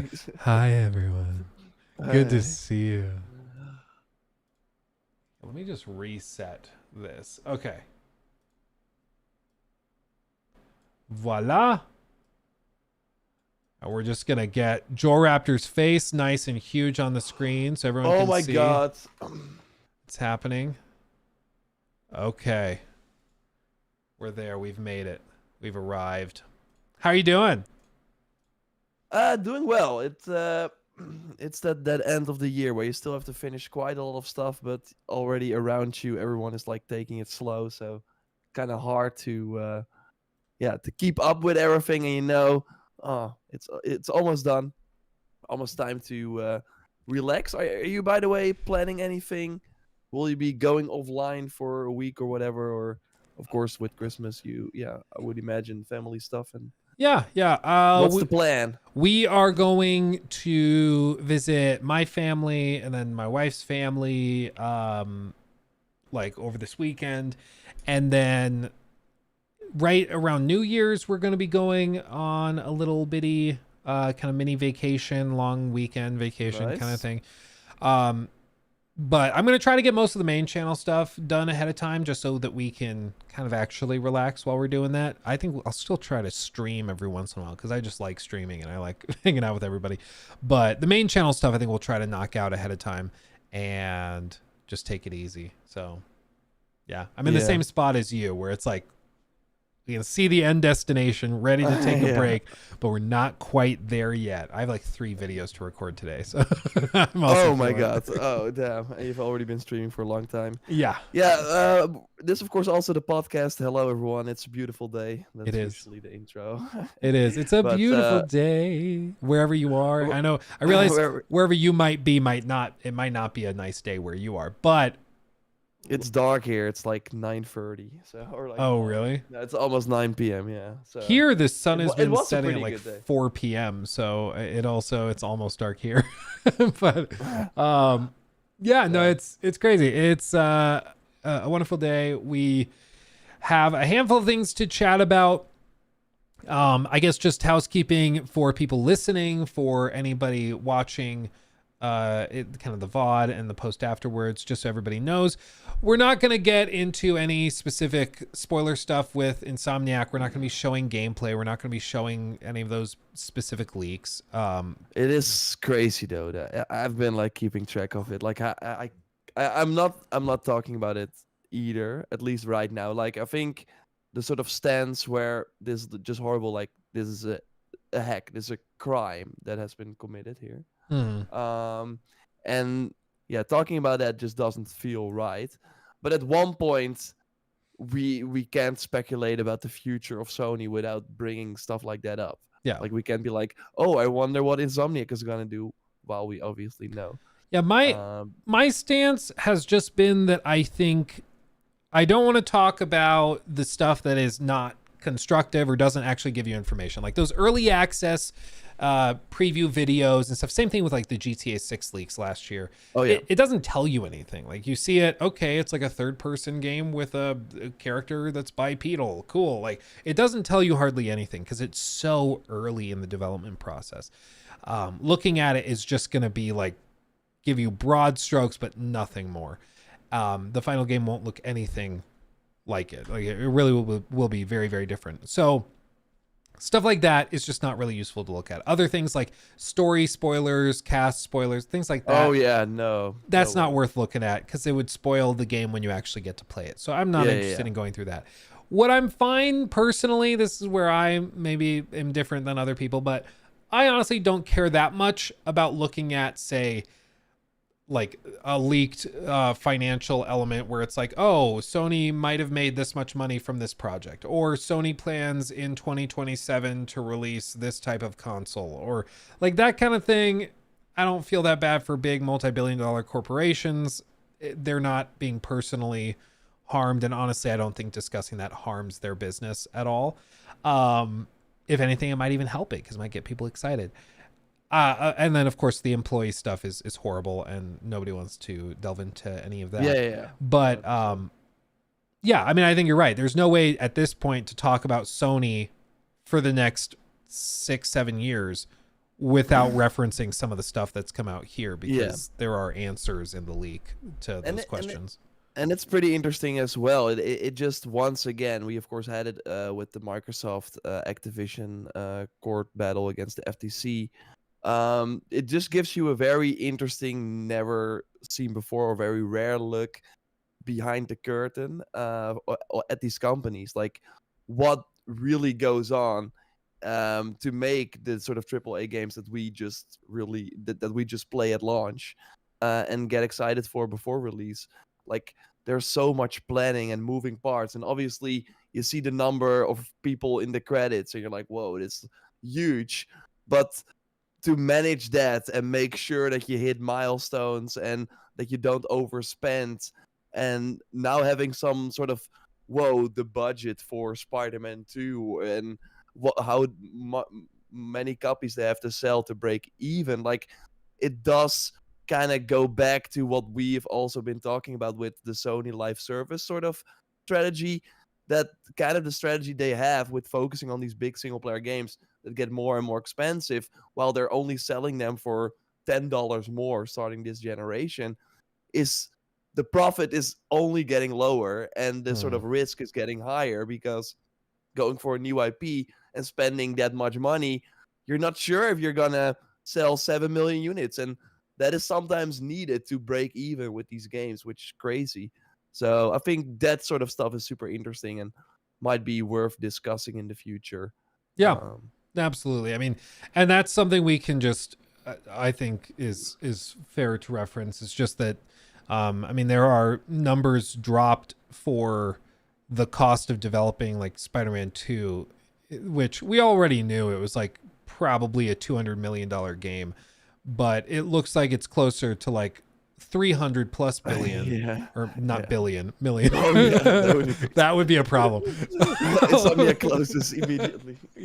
Where is the money going? Yeah. But like that level of cost is just outrageous. I mean, it's the same problem that like Marvel and Disney have gotten into chasing these blockbusters, is that they're just pumping out these crazily expensive films, and they have to perform so fantastically well just to break even that it's starting to beg the question, is it even worth it? Like, yeah, it does $1 billion at the box office, but once you factor in like the marketing campaigns, the cost to pay the percentage of revenue to the actors, like it's not actually as successful as you might have thought it was.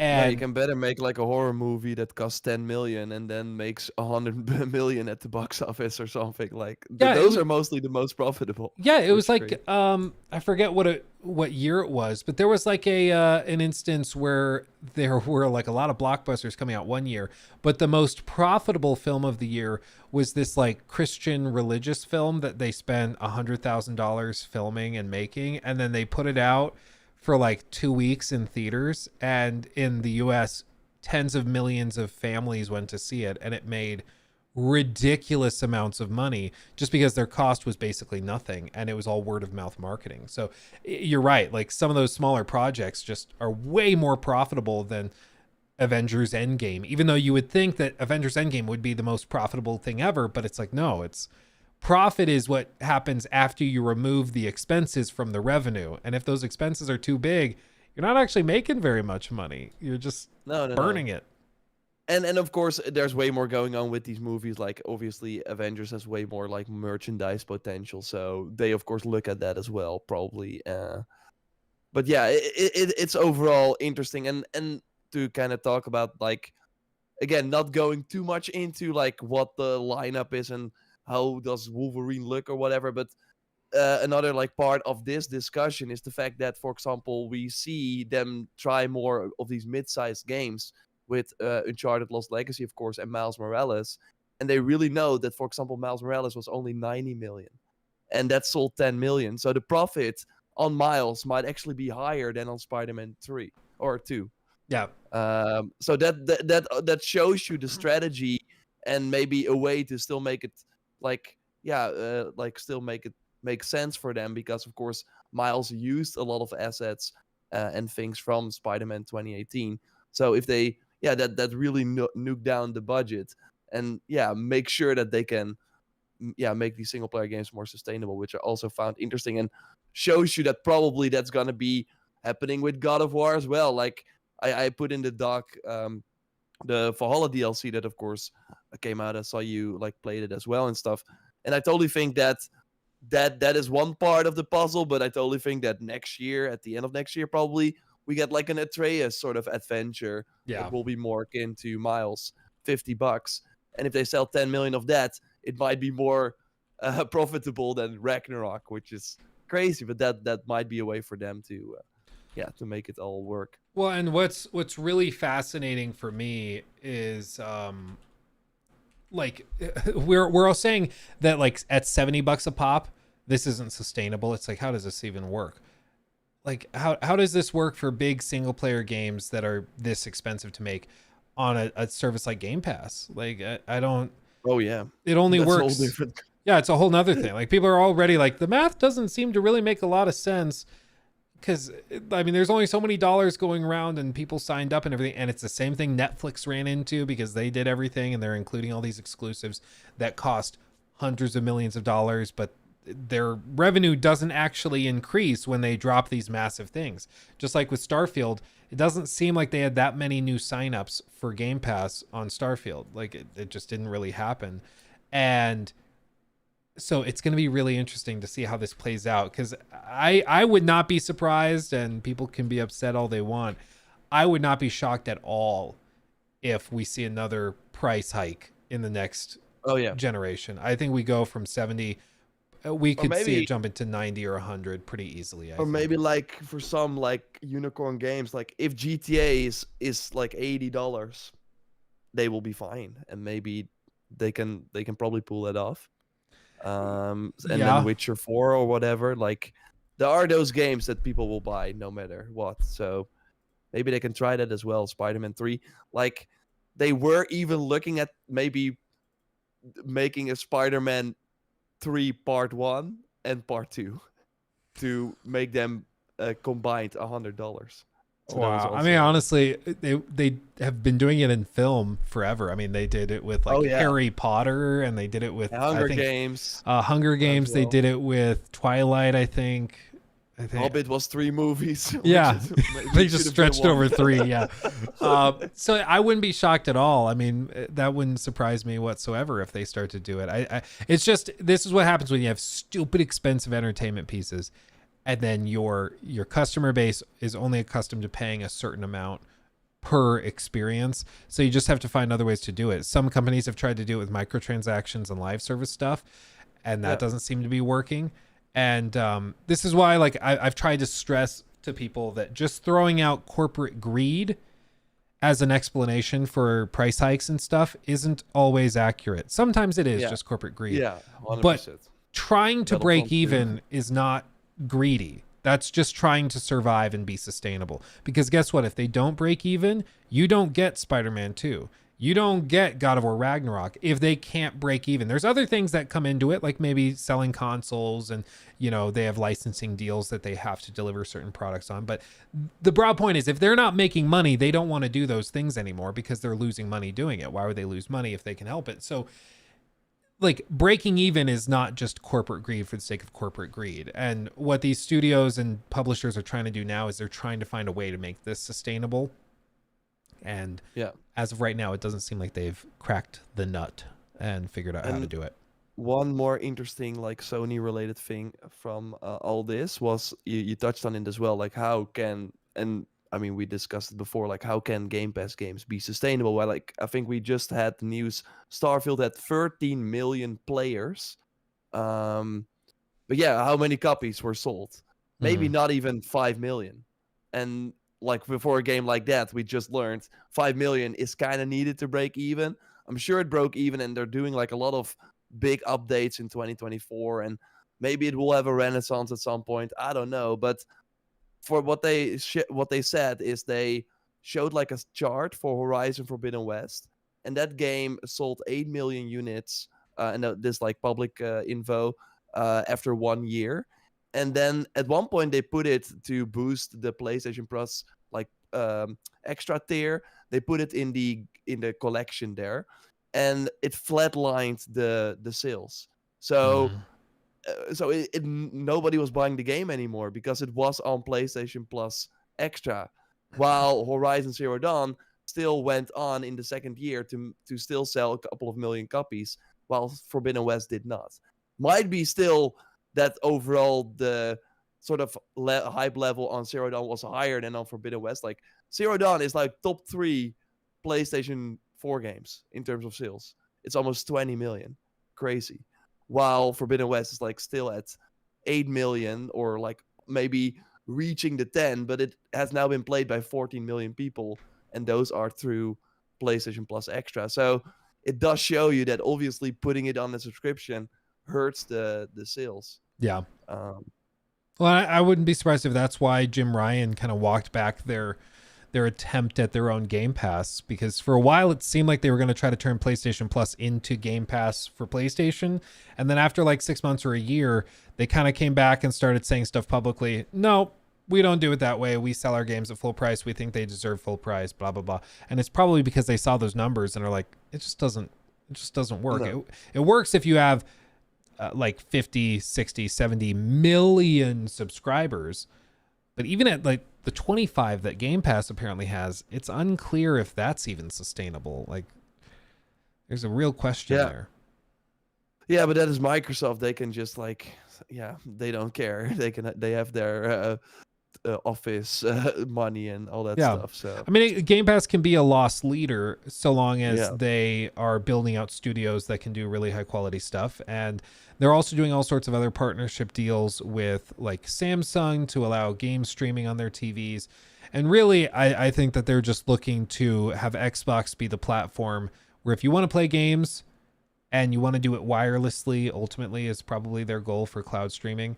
You do it on Xbox, and PlayStation just won't have that available. And I think that that's not a bad idea, especially in parts of the world where hardware is very expensive, but it also requires and mandates really fast internet, which a lot of the internet or a lot of the world does not have. So it's going to be very interesting. Yeah. Two very, very different approaches.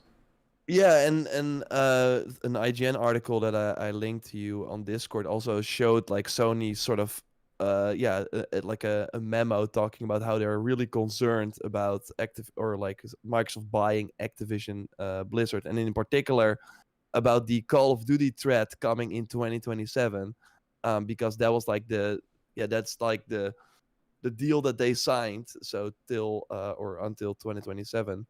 Sony predicts a massive threat to the subscription service PlayStation Plus, because maybe at that point they can like drop Call of Duty on Game Pass. So yeah, people will maybe switch to Xbox to play Call of Duty there. So I really think like the PlayStation owners, the single player people, probably don't have PS Plus. So the people that Sony has from their own games don't buy PS Plus. It's usually the GTA Online, FIFA, and Call of Duty players. So if they lose like a big part of that, would of course be well, and it's huge. But it's so important for people to just understand. Like, we are in gaming every day. We play a lot of different games, but there is a huge number of players out there that only play Call of Duty, that only play FIFA, that only play like the one game that they play. That's what they do with their friends every night when they get back from work, and that's what they do. And for those players, they are the ones that are susceptible to being won over like this, because if they're like, hey, Call of Duty is free over there, like, okay, yeah, I'll just pop over there, whatever. Especially if one of their friends goes over, another one comes over, and then the whole friend group goes over. Like, that's how you could see this whole thing kind of cascade very quickly in Microsoft's favor. yeah, for sure. Did you see the rumor about the new Xbox maybe launching in 2026? Yeah, like, we talked about that last week. They called it like the Xbox Next, I think. Yeah, that was just like a way to make sure that that people don't think that it's like a pro console.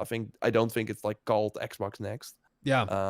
I think that Insider was just like, yeah, the next like Xbox. Yeah. So I heard Jeff Grubb, I think he's the one that was initially talking about it on his podcast, and he was saying that they were looking to basically start their next generation 2 years early, because everybody's kind of expecting PlayStation to probably do the PS6 in like 2028.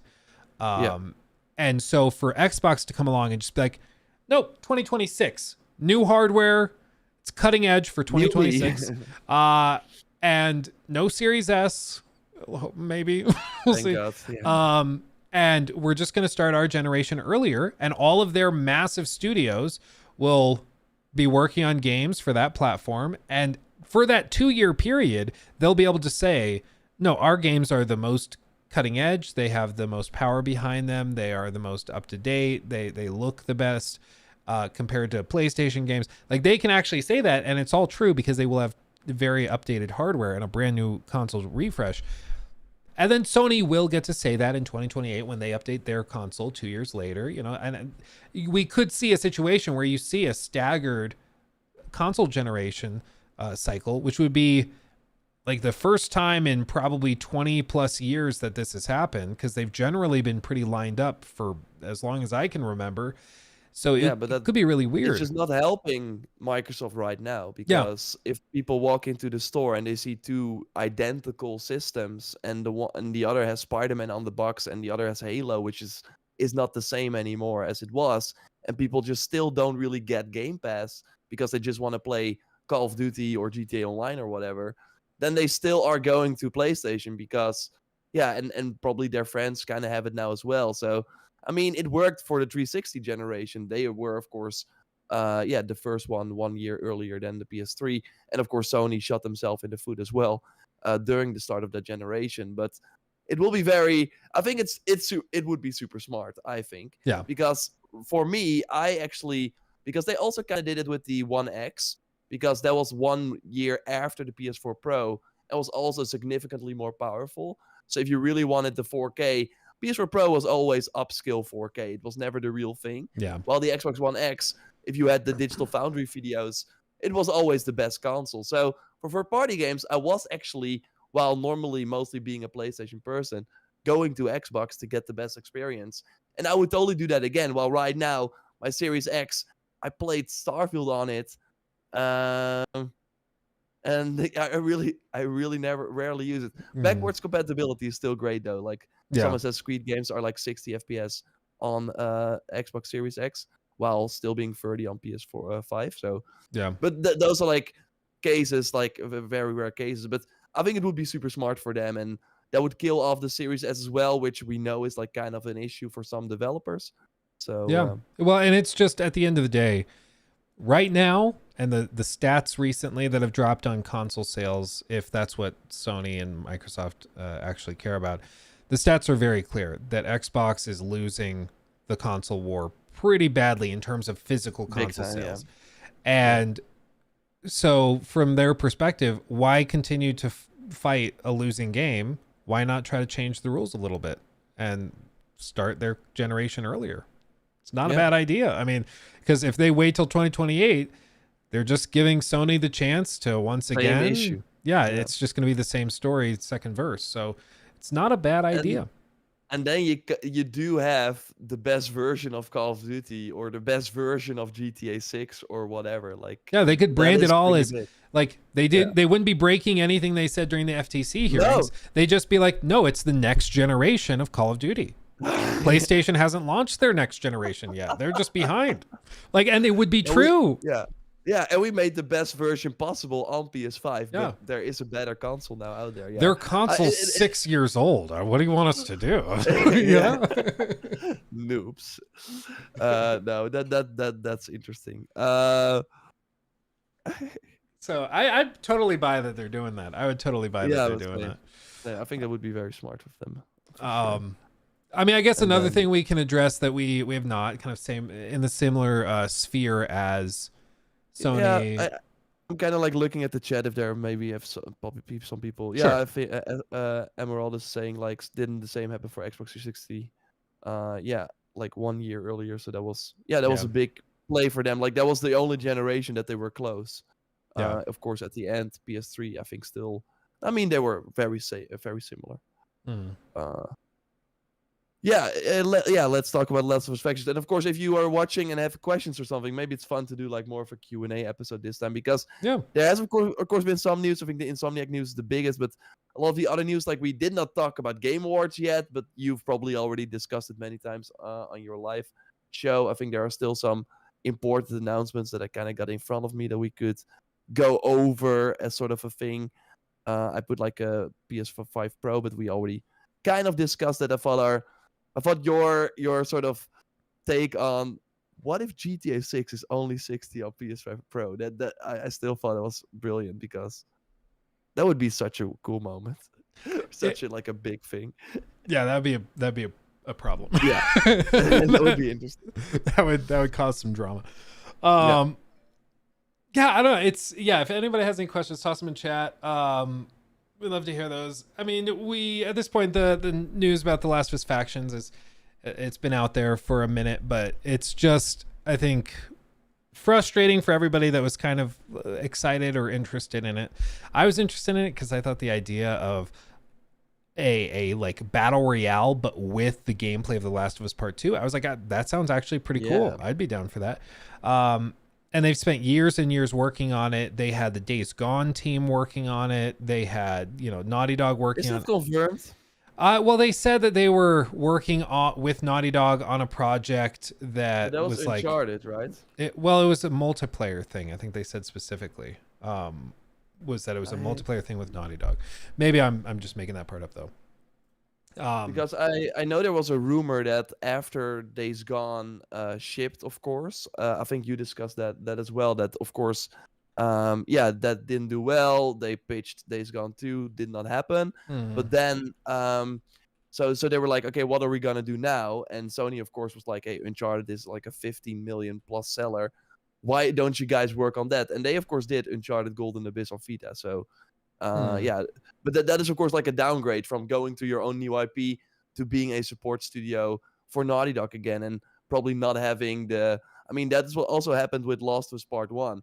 That was first made by a support team from Sony, but because like the people at Naughty Dog were so hands-on, the people that were working on it were like, we don't have any control over this, and then they moved it in-house to Naughty Dog. So yeah, that's what also happened with Sony Bend. I think they were working on an Uncharted game, and then they were like, we don't want to do this. And now they're doing their own new IP with multiplayer as well, and the Days Gone open world systems. I think that's kind of the... I mean, it's just, with all this, it's just really frustrating that they spent years and years, at the very least, tens upon tens of millions of dollars working on this. There's former and current Naughty Dog employees that are saying that out of everything they've done in their career, The Last of Us Online was the thing they were the most proud of. Like, there's a lot of people that said that they really liked what they had put together there, and that the news of this cancellation was kind of a surprise to everybody. But it just seems like. Go ahead. Oh, it's so weird that this one line. So we had 2 paths in front of us. Of course, they had like a blog post talking about the cancellation. Become a solely live service game studio or continue to focus on single player narrative games that have defined the Naughty Dog's heritage. That was kind of the thing that at one point happened. Like, how can you go from working on this multiplayer game, there's QA, like we now see with the Insomniac leak, how much planning there is, how many spreadsheets there are, presentations about this is what we're gonna do, this is blah blah. How at one point, like this sentence feels like we're like here we were ramping up to full production. The massive scope of our ambitions came clear. To release and support The Last of Us Online, we would have to put all the studio resources behind supporting post-launch content for years to come, severely impacting development on future single-player games. How can that go? How is it possible to suddenly realize that while you have been working on this game for 4 years? Yeah. It's so wild. The vibe I got was that I don't think this was the first time they had probably told Sony executives this, or like Jim Ryan's team this, but the vibe I got, and this is purely speculation, so just to be clear with everybody, what I think happened is that they probably told the executives that this is probably what was going to happen. They're like, hey guys, like this would turn us into a live service studio if you wanted to do this. And they're like, no, we'll do it. It's fine. It's fine. It's going to be easier than you think. We'll get you support from other studios if we need to, but you'll be fine. And so they worked on this, built it. And then we know that they had the Bungie review. Bungie came in, looked at it, and said that they didn't think, I think specifically what they said was that they didn't think it was going to engage players over the long term. Yeah, sticky enough. Which to me sounds like they weren't happy with like post-launch support, expansions, like end-game content, stuff like that. Specifically the things that would require long-term development resources to be placed on The Last of Us Online. So I think after Bungie came in, said, nope, end-game support, long-term support isn't where it would need to be. They went back and Naughty Dog worked on what they would need to do to satisfy Bungie's requirements. And then it was this crazy list of tons of stuff and expansions and battle passes and this and that and this and that. And then they went back to Sony executives and said, look at all the stuff we need to do to fulfill Bungie's requirements. To do this, we need twice the employees or we're never doing a single player game again. Do you really want that? And then they just kind of left it in their court and they decided, you know what?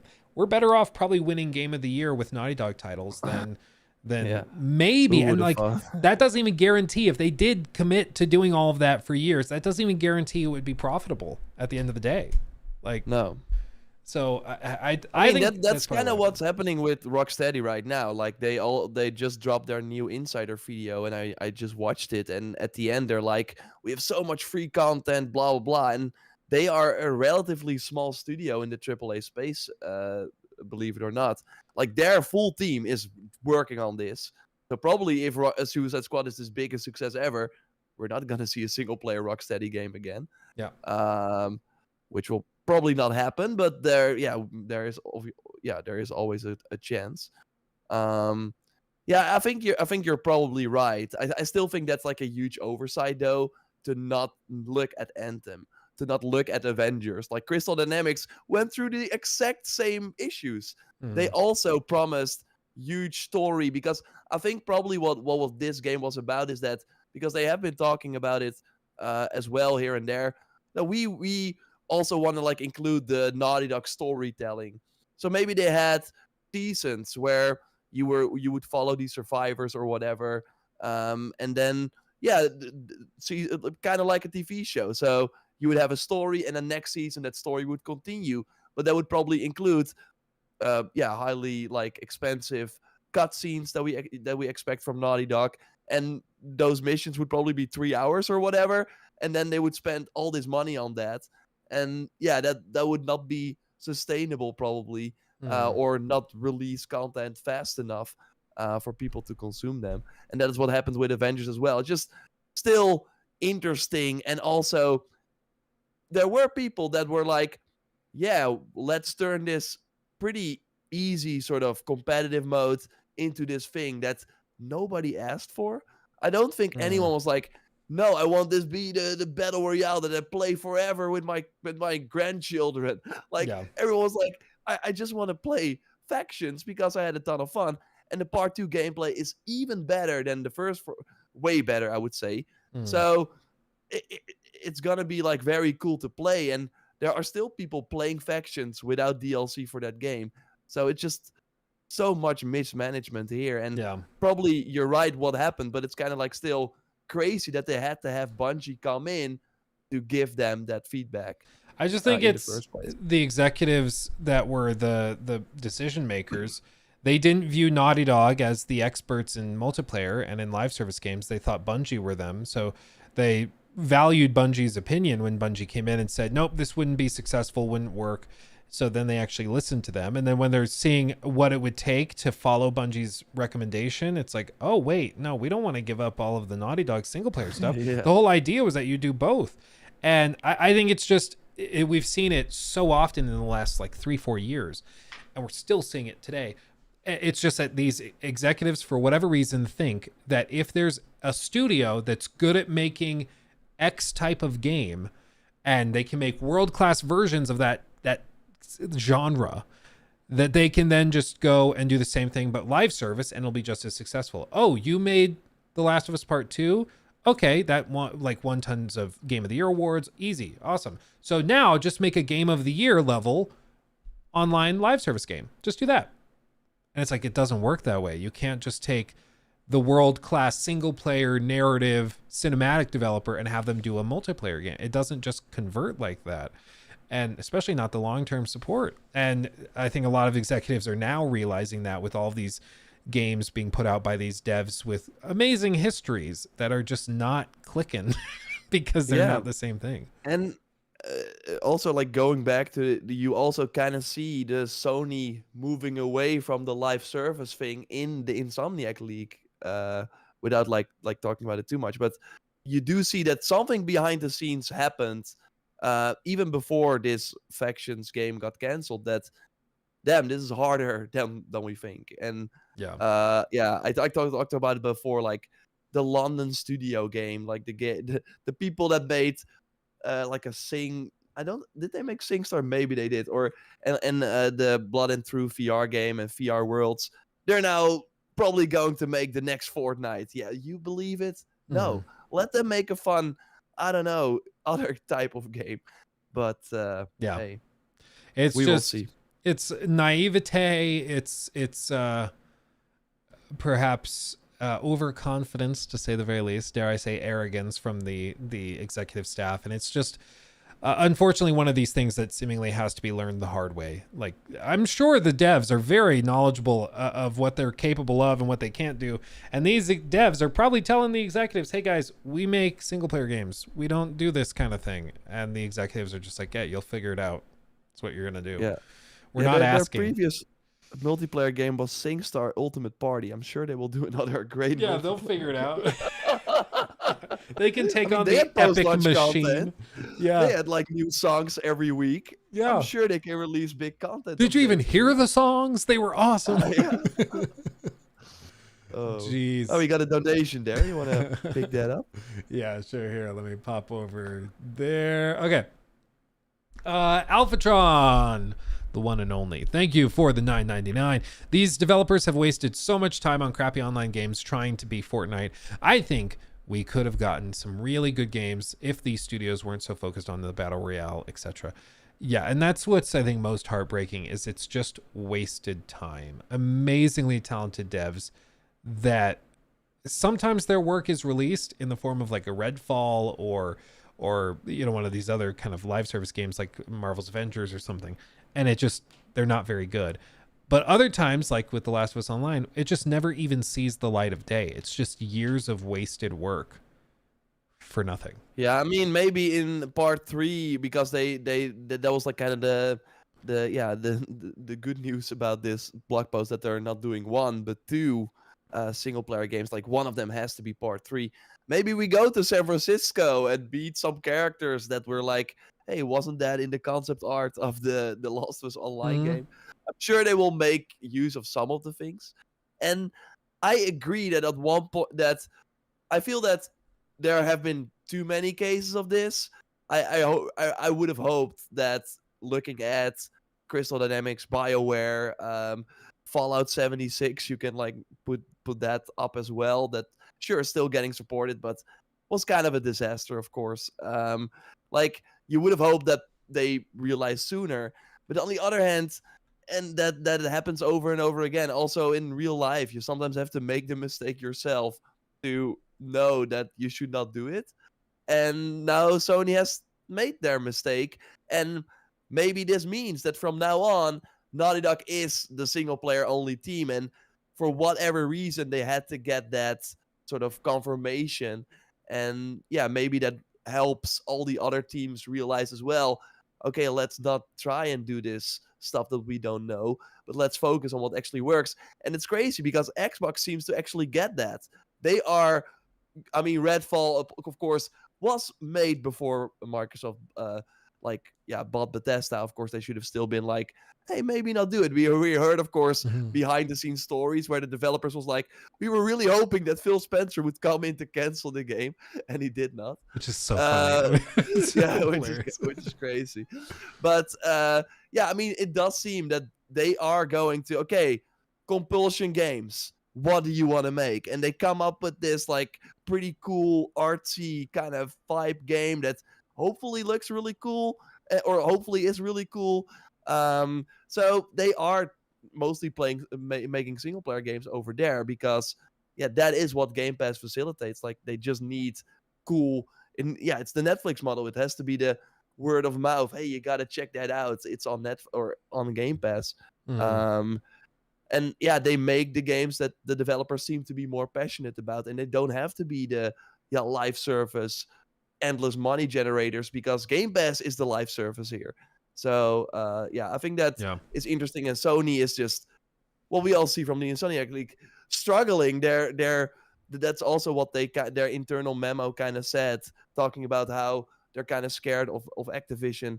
They were really like, our pillars, our massive AAA, hundreds of millions of dollars, tentpole games that we can now only release once per year. I mean, 2024 might not even have one of those games. Like, they are too expensive, and the profit is like getting lower and lower. That is not the future for us. So what are we gonna do? Yeah, it's kind of fascinating. Yeah, we are at a very interesting kind of crossroads in the industry where some of them are pivoting towards live service. Microsoft is doing live service, but as a service to provide games and deliver games. So the individual products don't matter as much to Microsoft as long as you're subscribed to the platform that delivers it to you. And then PlayStation is trying to go the good old classic way of distributing games. And we're going to see which one works. Because I have a feeling that this next like 5-6 year period, as things, double down even more into cloud computing, into the next generation of hardware, into, like server-based AI and stuff like that, I think there's probably only one of these models that really is sustainable and makes sense. And I think one of them is going to fail spectacularly and get the parent company in some trouble. So it's going to be very interesting. Yeah, very interesting. For sure. And like Sony, I mean, on the other hand, you now have Sony announcing they sold 50 million PS5s. So like their whole tactic has been, let's make sure that people just like that they get their digital library on PS5, so that when the next Xbox comes around, even though it might be enticing with Game Pass, they're still like, but I'm losing I'm not switching from iPhone to Android. Like, they hope that kind of sticks and saves them in the future. But maybe Microsoft is like, appeasing to a whole new group of people that, I mean, friends of mine are like, I want to play X game, but I'm not going to buy a console for it, right? Yeah. So if they can just stream it from their TV, that would be crazy. Yeah. I did see some questions, by the way, but they've been kind of like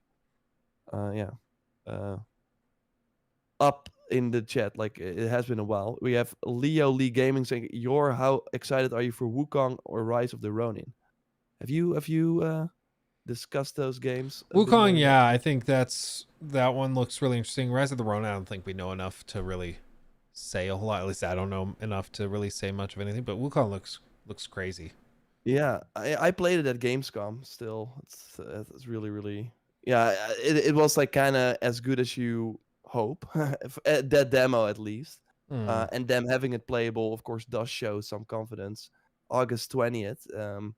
Still can see it get delayed, but yeah, it at least seems to be closer. But I think that will be a special game in 2024. And Rise of the Ronin, they had that cool open world sort of trailer, the first one, and that looked really cool. But the new one kind of put me back at the realistic sort of like feet on the ground. It looked a lot like Neo. It's of course the Wolong Neo team. They also did the Stranger of Paradise game from Final Fantasy. So it does seem to be a bit better than that in terms of quality. Like Sony is helping develop it as well. They're publishing it. So it does seem to have a higher budget a bit. But I do worry that it's might show like it's not that big of a AAA game as you might expect. And it's coming out on the same day as Dragon's Dogma 2, which is like why? Yeah, why do that to yourself? Games. Yeah. Yeah. Stop. It's probably the final date for their financial year that they can like still release it, I guess, and have it make sense. So I think that's probably the reason, but it's still Toss it out, hope people buy it, and just have it downloaded to play later, I guess. Yeah. Leo, I also think your point, Game Pass also made Xbox pointless for those of us that also game on PC. I totally agree. I mean, that's where I'm at, where I have an Xbox. I've had a Series S sitting on the shelf here since I moved in. And it used to be set up in the studio, like as another thing I could just switch inputs to, just like the PlayStation. But I've had zero reason to boot it up or use it. And it's just because if you can play on PC, just play it on PC, which most stuff that's on Xbox is also on PC. I agree that like as Game Pass gets more and more popular and people subscribe on PC or use cloud gaming to play, it really diminishes the value of having the Xbox itself. And I think that is, I think it's perhaps a flaw if they want to sell a lot of Xboxes.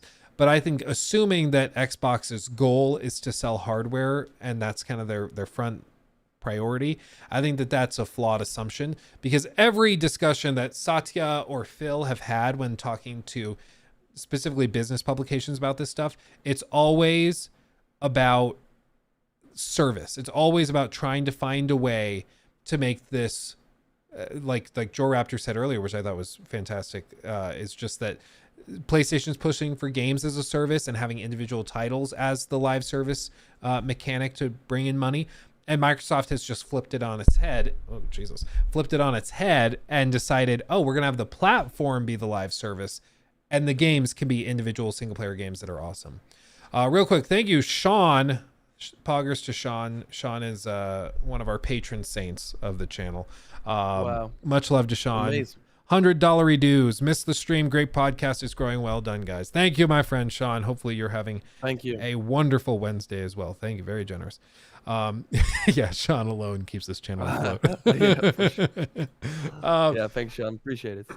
So, yeah, it's just, I think they're like just as polar opposite approaches to the console thing war as you could possibly have, where PlayStation is old school as old school comes, where it's sell consoles and then sell full price games for those consoles. That's what they do. And Microsoft's trying something very different, where they sell you a subscription model every month that you're paying into, and then those games are delivered to you through that platform, and they're going to see if those consistent revenues beat out the occasional spikes in revenue that PlayStation gets. Because like JorRaptor said, it only really works if you have those big games to drive those full price $70 sales and console purchases, which doesn't, it's not clear if they have one for 2024. Yeah, which is crazy. It's wild. I mean, a lot of people are like, well, I heard this just a week ago, where now it's aged poorly. But somebody was like, "Oh, they're gonna just like shadow drop Wolverine at the end of next year, and that's what they're gonna do. That's why they haven't announced anything." And now that seems silly. But it's just like they I think if they had something, we'd probably know about it. And it's weird that we haven't really heard much of anything other than these like third party that they're publishing, or I guess second party that they're I think they're still dropping that Atreus game at the end of the year, which will be kind of big, but that doesn't move the needle. I mean, Xbox has Hellblade 2, they have Avowed, they have Call of Duty, probably Game Pass Day 1 maybe. So yeah, they have a pretty substantial lineup, and also some other Game Pass games that we already know if I actually know them, because I made a... Well, here's a question, and thank you DVG for becoming a member on YouTube. Thank you. Here's a question. Do they bring the Atreus game to PS4 as well? Or do you think it's next gen exclusive? No. I think it's gonna be, because that's what we've been seeing. Like we have for Horizon Burning Shores, which was only a PS5. And like at one point they have to move on, and it's also for the developers. Like that's what we're seeing now, or with The Last of Us Part 1 as well. What we heard mostly was, because that's kind of like, I saw on Twitter an image where it was like Naughty Dog in the PS3 generation, Uncharted 1, Uncharted 2, Uncharted 3, Last of Us. Naughty Dog in the PS4 generation, Last of Us Remastered, Uncharted 4, and Last of Us Part 2. And then PS5 generation is Part 1, Part 2, Uncharted Collection. Yeah. So far they've only launched like remasters or remakes, quote unquote. And like that doesn't look great. And then you hear the multiplayer game is canceled. But what it seems that the teams that are making those are mostly like new recruits that are kind of like getting to know the franchise and also working on the new hardware. Like that's what we usually see also with those director's cuts for Ghost of Tsushima. Like they're just getting used, getting to work with the PS5, and all those enhancements they're gonna use on the second game as well. Like I'm sure for the Burning Shores they made this crazy weather tech and the cloud technology and whatever. Horizon 3 will totally use that as well. So yeah, they can use that work for other things as well. Yeah. So yeah, I do think that will be the same for Santa Monica. They will do some cool technical stuff that they can then use in the future too. And I mean, launching a PS4 game in 2024, I'm sorry, please. Oh, it's crazy. Yeah, no, I agree. Stop. I don't think they should. But I was also surprised that Valhalla launched on PS4 as well. Granted, it was a free update. It's not like an expansion. Oh no, that's the wrong game. Oh yeah, different. You're like, of course it did, Luke. God of War Ragnarok. Valhalla. But like that launched on PS4 that's true. as well. But then again, it's a free update, and it's not the same as like a $40 thing, or probably more likely $50. But we'll see. Yeah. Ghost of Tsushima 2, that's also one I think everybody's waiting on. But honestly, I don't think they've had enough time, because Iki Island was 2021, and that only gives them... They did the Legends mode. Yeah. The Legends multiplayer in 2020 as well. Yeah, so they had like 3 full years to work on the sequel, and they're a small team relatively. Yeah. So no, it seems really that for the sequels they need 5 years at least. Like Spider-Man 2 was 5 years as well. Miles was a different team. Horizon was 5 years as well. COVID of course happened, but yeah, Ghost or like Sucker Punch developed also mostly during COVID. So I think it's 2025 at the earliest, sadly. Yeah. Do you think they maybe are scared of Assassin's Creed Red? I mean, here's a question, and this is something that I think is becoming more and more obvious that it might be necessary. We've gone through a lot in this episode about the exorbitant cost involved with these AAA games, or rather quadruple A games, when you're talking about hundreds of millions of dollars.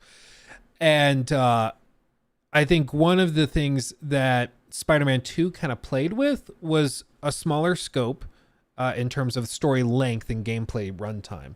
It's still amazing to me how expensive Spider-Man 2 seemingly was to develop, considering the actual amount of gameplay within the game. I mean, you can platinum it in like 25-ish hours. So do you think we're going to see a sort of effort from PlayStation to kind of cut back on scope, allow their teams to make those 15-hour games at $70 instead of trying to push 40, 50 hours every time they do something? I think that's interesting because Ragnarok, I think Spider-Man is still kind of the sort of sole game that was the same size as the first one, because what we usually see with sequels, Ragnarok was 2 times the size of 2018. Horizon Forbidden West was way larger as well. Star Wars Jedi Survivor was bigger as well. Like for some reason for Spider-Man, they didn't want to go that way. So, and I agree. I think it's also interesting, but that just shows you, because I think it was a lot of it was cinematics that are just so expensive to do. And of course, the amount of sort of set pieces, every main mission had explosions and stuff that, for example, in a Ubisoft game, you only see in the first hour and in the last hour. Yeah. So Spider-Man had that throughout the whole game. So yeah, that is probably a big part of it. But I don't know. I hope not. I would be I think it would be sad if they will diminish their vision or cut back on things. In those games that of course every game has cut content and stuff, but it will feel weird to go from Forbidden West to Horizon 3 and there will be like 20 hours less missions. Yeah.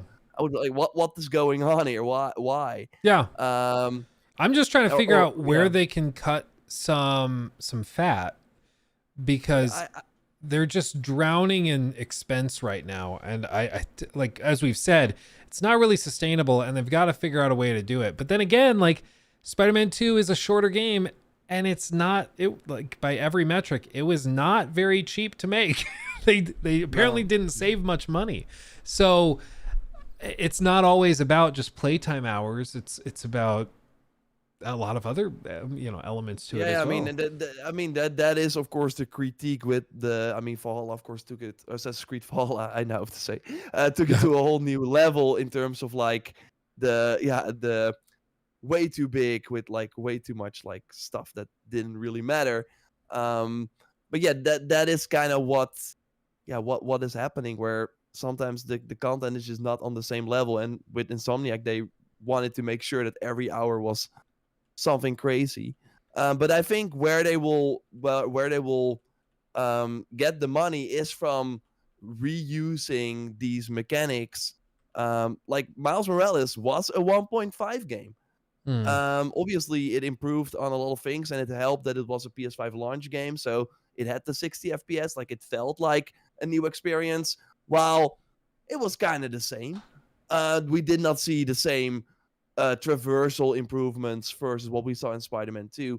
So, we will probably see that with the Atreus game as well. Like, we already have Atreus playable. They even had, like, one, like, sort of moveset that he only does at the end of the game once. I'm sure they will reuse that and expand on that. So I think that is where Wolverine might probably or will probably use a lot of Spider-Man things as well. And that might feel kind of like a cop-out in some sense, because it's, of course, a completely different character. But why not? Why not do it? Ubisoft has been doing this for many years with all their Assassin's Creed games. And sure, some people are like, I remember when Odyssey, for the first time, there were leaked screenshots, and there was like, this looks like Origins. Then we got the game. Sure, it still was a lot like Origins, but if you really look at it, it is a completely different experience. And yeah, that is how Ubisoft has been doing it as well. So I think that is what their approach will be. And of course, we get a Horizon online game. Of course, it's easier said than done, but they already made a lot of machines. So I'm sure they're going to use all those animations again, and all the sort of bow animations that Aloy is using for those characters. So I think that is the way for them forward. And yeah, launch more of those $50 way cheaper games. Again, Miles was 90 million, Spider-Man 2 was 300 million, but then the profit will be way higher. So I think that is the way to go. But I don't hope that we are seeing that right now we're at the peak. I don't hope that that's the case, that they're kind of tooling down. that would be sad. Yeah, no, it's just been such a weird generation so far, because it feels like like the last year is when we would normally start to get a lot of these amazing next generation exclusive games that just showcase the hardware and showcase what the top tier talent has been working on. And instead, a lot of that top tier talent has just been AFK, or they've been weirdly quiet, and they've been forcing to do live service stuff. And I just hope we start to hear from them soon. And it seems like this coming year there's actually going to be a lot of stuff. It's probably not going to be anything like 2023. 2023 was like a once in a decade year of just crazy good games dropping like it's nothing. But I'm excited. Yeah, we'll see. Yeah, same. I think there are like I think that I'm like a huge Final Fantasy fan. So Rebirth, of course, coming in February already. We already touched on Black Myth Wukong. I think Star Wars Outlaws. I really have hope that I think it will be better than Avatar for sure. I think so. I think that might really be like an 8 out of 10 Metacritic Ubisoft game. I really hope so. I mean, we already know the Frostbite engine is amazing in terms of like graphical quality, and this game has been like in development it started way later, so I think they could way better utilize the new technology. So a lot of the biggest problems with Avatar were just that there were so many little things that it was like, I can tell that was made like 6 years ago. It's really like an old way of doing a Ubisoft game. Probably the final one that we will see. With that design philosophy. I'm kind of looking at the games that are coming. Again, Hellblade 2 should be cool, I hope. We might see the Splinter Cell remake. Like that has been in development for 3 years at the end of next year, so I don't think you want to spend too much time on that.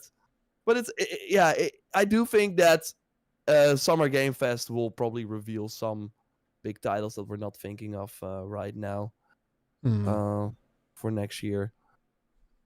Yeah, it's going to be an interesting shift, and I think, seeing the PS5 Pro potentially coming next year. There's rumors also potentially of a Switch update as well happening, so we could have a good amount of new hardware next year, and along with those, you'd expect some games that have been built specifically to take advantage of that hardware. So we'll see. Yeah, I think it's gonna be. Danny's saying Bloodlines 2. I think that's Vampire the Masquerade. Yeah. Yeah. I don't know, man. I should not really like put too much into that. It has shifted developers. They're now saying end of 2024. It just seems like an investor thing. I see Mr. Boogle saying Frostbite engine goated. Did I say Frostbite or did I say Snowdrop? I don't know. I think you said Frostbite. Yeah. Did I say Frostbite? Okay, then I mean Snowdrop. Right, Snowdrop. Okay, yeah. I encourage people. Snowdrop, Frostbite, like they're weirdly similar. Yeah. Yeah. I encourage anybody who's interested in game development, go watch those Digital Foundry videos on the Avatar game and the engine stuff that they do there. It is ridiculous, some of the stuff they're able to do in that. It makes me all the more excited for Star Wars Outlaws and also for Assassin's Creed Red and Far Cry. I mean, Red won't use Snowdrop. Well, a lot of the same like software engineers and stuff that are pushing the boundaries with Snowdrop, I think, are probably also helping with optimizations on that side too. Wouldn't you think? Okay. Like I would think if they're pushing the boundaries so far over here, they're probably also pushing boundaries over here. I would assume. Yeah, but I'm not sure. Like the Snowdrop was always like kind of the division. Always had like, okay, but maybe I'm thinking now of the first reveal trailers. Division always looked great, but it was mostly the locations though that looked awesome, and that's kind of what's happening with Avatar as well. Assassin's Creed also kind of looked great, but of course because of the sort of nature of those games, like the huge open worlds. I don't know. I think that Outlaws will look better than Red, for example.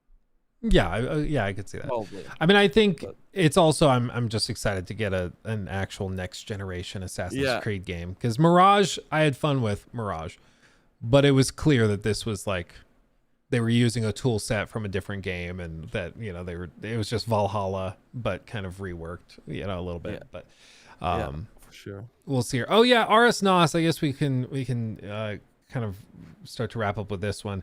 Avatar is on sale for $50. Weird for a game that just came out. I mean, I've seen people bring this up too, and I think it would be weird if it were literally any other time of the year. I think right before Christmas, their goal for Avatar is to, I call it the grandma effect. They want that game to be sitting on stores in Walmart, Target, Best Buy, and they want little old grandma to walk in to get a stocking stuffer for little Jimmy to see Avatar and be like, oh, I've seen that at the pictures. And oh, it's a video game and it's on sale. What a deal. And they want her to grab it, go check out, put it in the stocking. That's their goal. Like, if they had it at full price, that sort of impulse buy right before Christmas might be lessened. Whereas if somebody sees this video game that has name recognition, I think people are a lot more likely to just impulsively grab it as a quick gift for somebody. And I think that's what they're trying to do. Does it mean the game's a flop? Maybe, but I wouldn't like bank on it too much. If it's still 40% off in a week and a half. Number 5. It came in at number 5. Yeah. Avatar. I think That's a lot. not good. I think a lot of people also, at least this is totally anecdotal, but I have like 3 or 4 friends that signed up for Ubisoft or Uplay specifically for Avatar because they're like, I think I'm gonna know within a few hours if I'm gonna finish this, so I'm gonna pay $15, try it, and see what it's like, and go from there. So I think a lot of people probably also did that. Yeah, but that's of course only possible on Xbox and PC. Not on PlayStation. I think. Yeah, that's my understanding. But still, like launching an Avatar game, and I saw some people earlier in the year like compare this to Hogwarts Legacy because they're both licensed, and Avatar are movies. They're even, and it sold less than Hogwarts Legacy. Harry Potter though, Harry Potter fans are on another level. I mean, it's another planet. I think Avatar is like something people go see the movies once, whereas like Harry Potter is something people build their personalities around. Like I went on a date once, like a Tinder date years ago, and I was like, "Hey, nice to finally meet you. I'm Luke." And they're like, "Oh yes, I'm whatever her name was." What house are you? And she said, "I'm not kidding." She was like, "Yeah, and I'm a Ravenclaw. What are you?" Like people tie this into their personalities, dude. It's another. I've never heard of somebody being like, "I'm a not V." Like nobody's doing that. Nobody's doing that. What side of Pandora are you from? If you could choose. Yeah, what exactly. clan? If you could recruit an Ekron, what would you name it? Like, nobody's doing that. Are you using an assault rifle or a shotgun? Yeah, exactly. What? Okay, Oh, that's pretty cool. And what did you do? What happened then? Was it like a red flag and you were like, I mean, for that, she was one of the people that like definitely, I didn't realize at the time, but on her Tinder profile, she had a handful of pictures and they were always like with friends. And she had very covertly arranged the pictures to heavily imply she was actually one of the other friends, because she would like center the picture around one of her other friends and then she'd be standing off to the side. So like I got catfished pretty hard on that one. Okay. Because I was like, I thought you were the one in the middle, because if you that's center the always picture, a red flag if people do that. Yeah. I was like, I don't know a lot of happy relationships that start with catfishing. You know, like, it was bad. But anyway, yeah, that was the whole thing. That does prove your point. The Harry Potter people are crazy. Yeah, they're on another level, dude. But maybe they can date in the Harry Potter GTA Online next year. You never know, Dude, man. if they did that, I'd lose it. I'm actually surprised we've not seen like Harry Potter Fortnite crossovers. I'm surprised that hasn't happened. I mean, did Warner do any crossovers with them? Well, they've done Batman, haven't they? Or have they not? Am I just making that up? Maybe they haven't done It's Batman. so hard. There's so hard many, to but also keep up. Batman. I think Batman is in Fortnite, yeah. Yeah, it's in Fortnite, yeah. Yeah, okay, but what other? But that was like for the movie, I think. So that's like maybe that's like the sort of cross promotion they're looking for. Yeah. Right? Yeah, I guess so. They did that. I mean, they did not do like Joker. Oh, wait, they did a complete list of all DC skins. I have like, Black Adam, of course. Oh, yeah, of course. Oh, and some characters that Aquaman. He will be Aquaman. back for the new movie. Yeah. Yeah. They got to make money somehow. I mean, Yeah. it's not going to be at the box office. Black Manta. No. Okay, they did quite some skins. I'm surprised that they didn't do Harry Potter yet. Yeah. Epic does That not- would be like a Harry Potter season in Fortnite. Oh my lord! Can you Oh imagine? my The internet would melt. I don't think.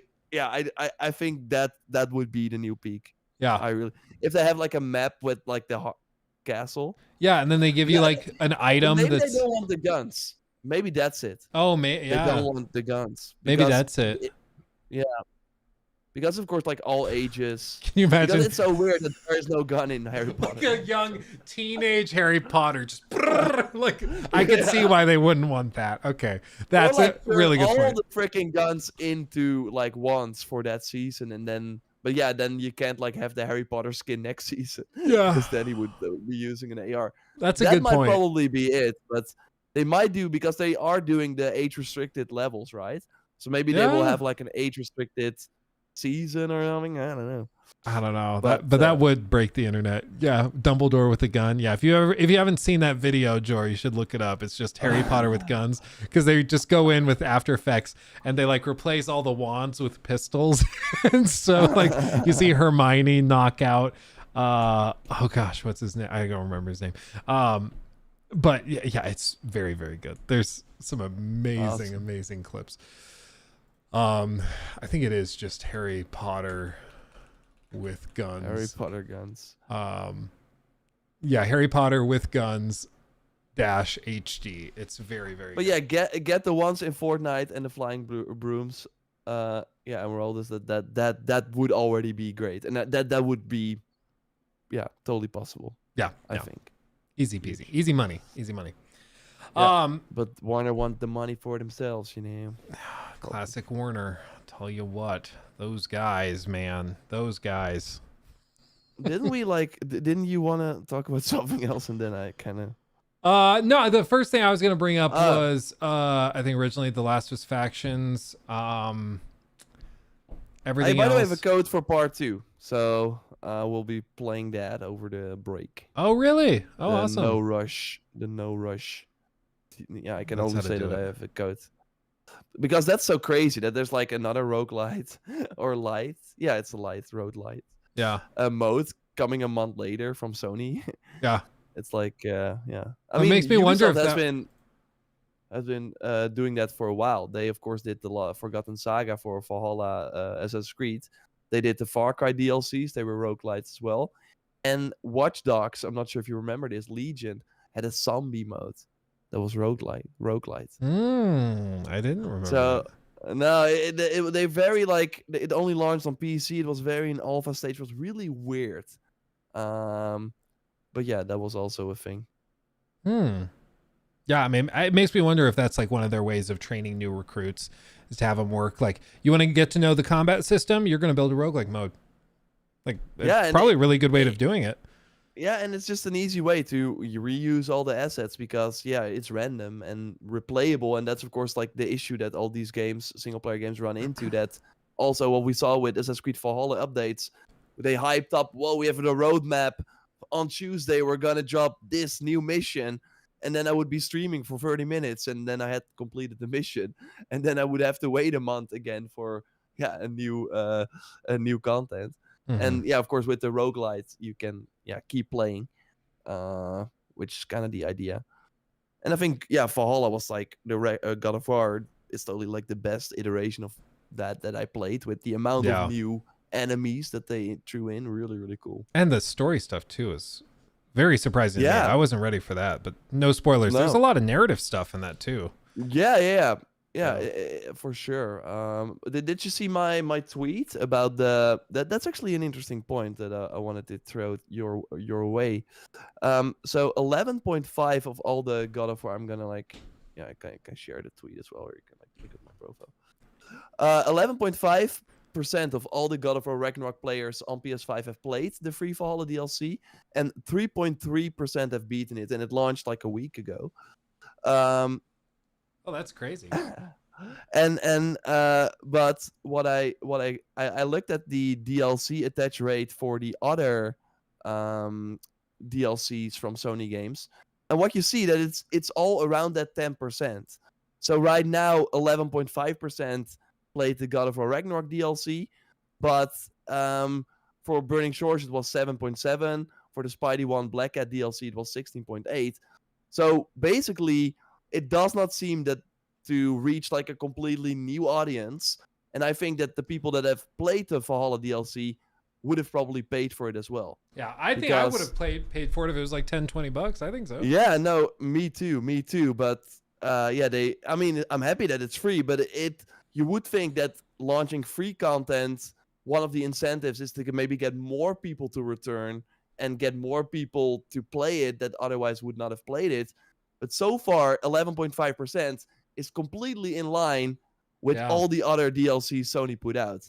Of course, it's 1 week. Maybe that changes. Yeah, that is really interesting. Though. Yeah. I would not have expected that. That's crazy.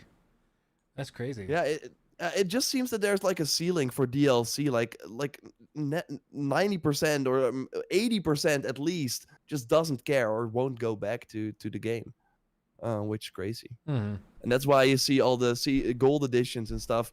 Like they know if they can sell you the DLC before launch, like you will otherwise probably not care. Yeah. Later on, so they want to get that money up front. Yeah, no, I think that's very valid. I think also, yeah, baby cam. Sorry, this is my commentator. He's coming in to offer some expertise. Yeah. And then Cavecast also, thank you for the 5. You have 5 years to remaster any game from any era. What are you choosing? Remaster or remake? I guess we'll do both. Remaster, just like reworking stuff, I might choose Bloodborne.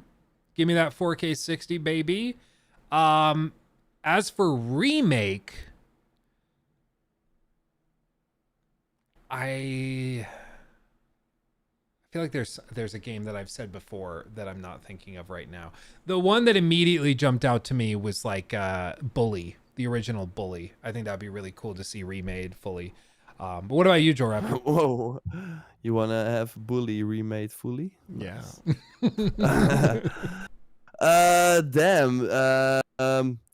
I would love the Horizon Zero Dawn remake, and we're getting it. Yes. No. Cringe. Yeah. Damn. For a remaster, yeah, that would be something that is right now at 30 that I want to play at 60. I'm kind of having a hard time, like Starfield on the Xbox Series. Can you imagine if you're like, yeah, that game from a couple months ago, please? Yeah.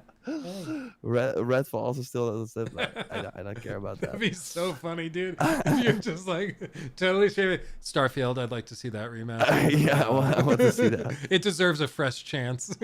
Yeah.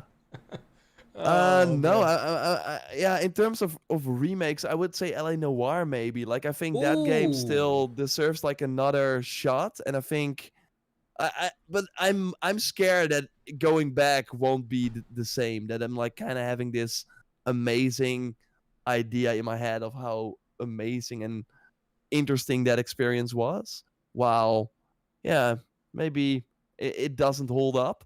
But I do still think that game does things that we haven't seen, in other games still to this day. Yeah. So having that remade, I think, would be interesting.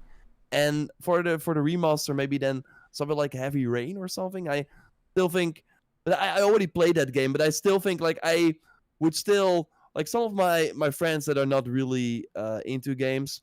They, for example, just played Detroit and they thought that was great. Like that's of course a very like not very just an interactive sort of experience. Very accessible too, yeah.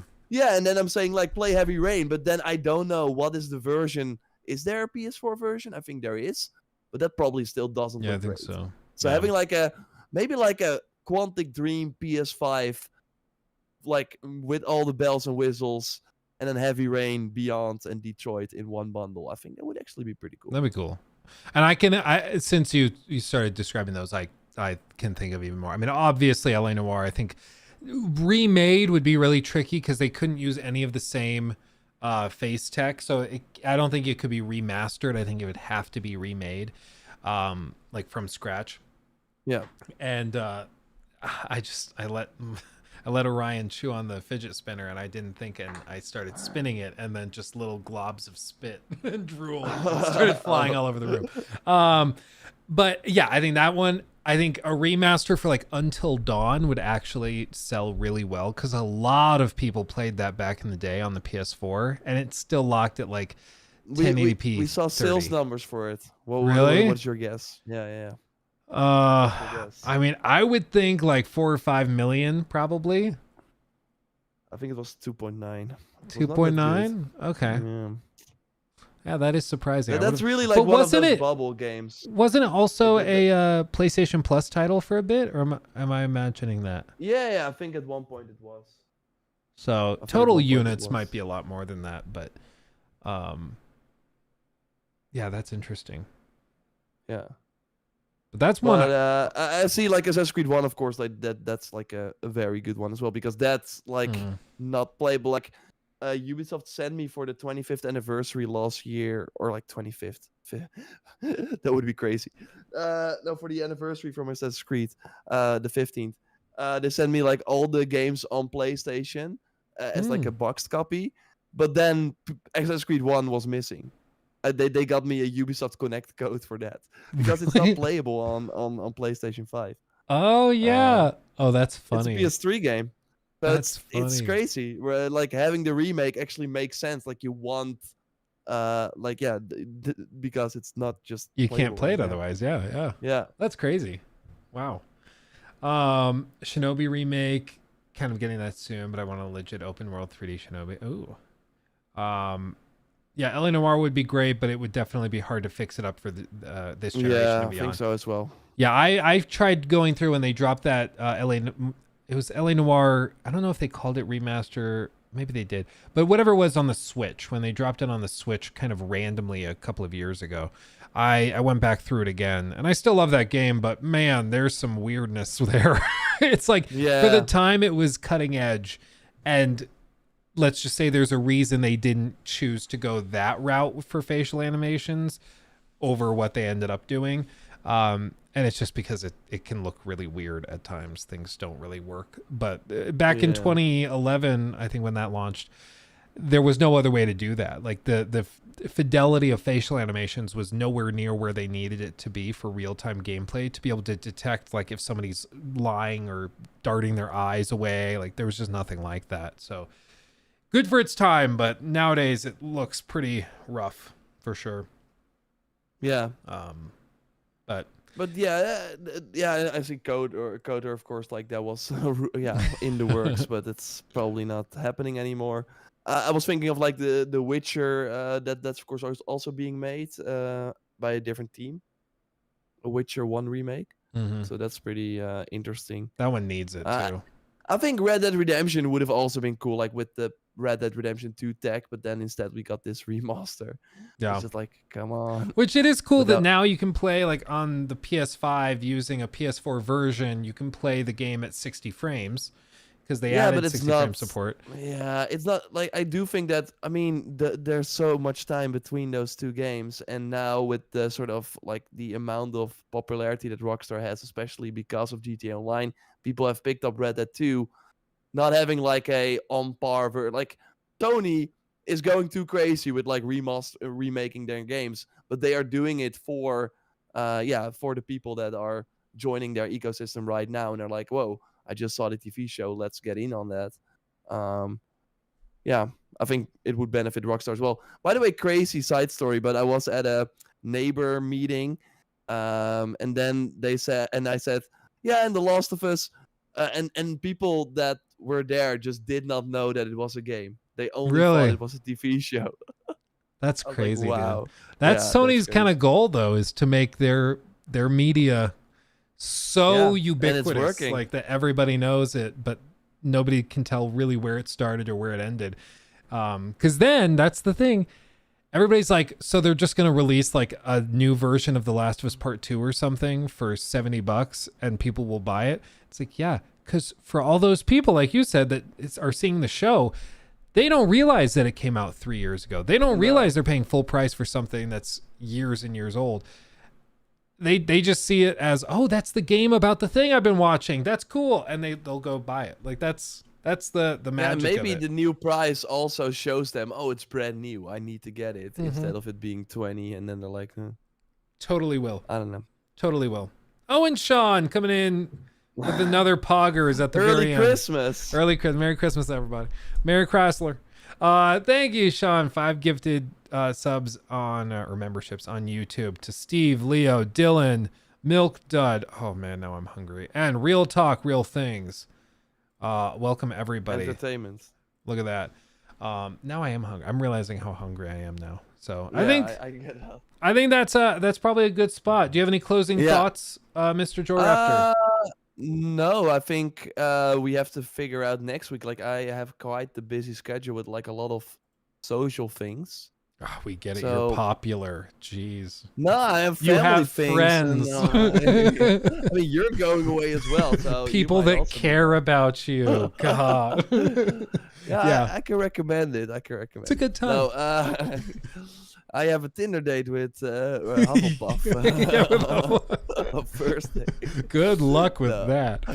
Oh man. Gotta collect them all and then compare them. Like, oh, the Slytherin was kind of nice. But Yeah. no, didn't pay, and Gryffindor was. Yeah. Okay. the whole thing. Okay, but what I'm trying to say is that this might be the final episode of the year. Yeah.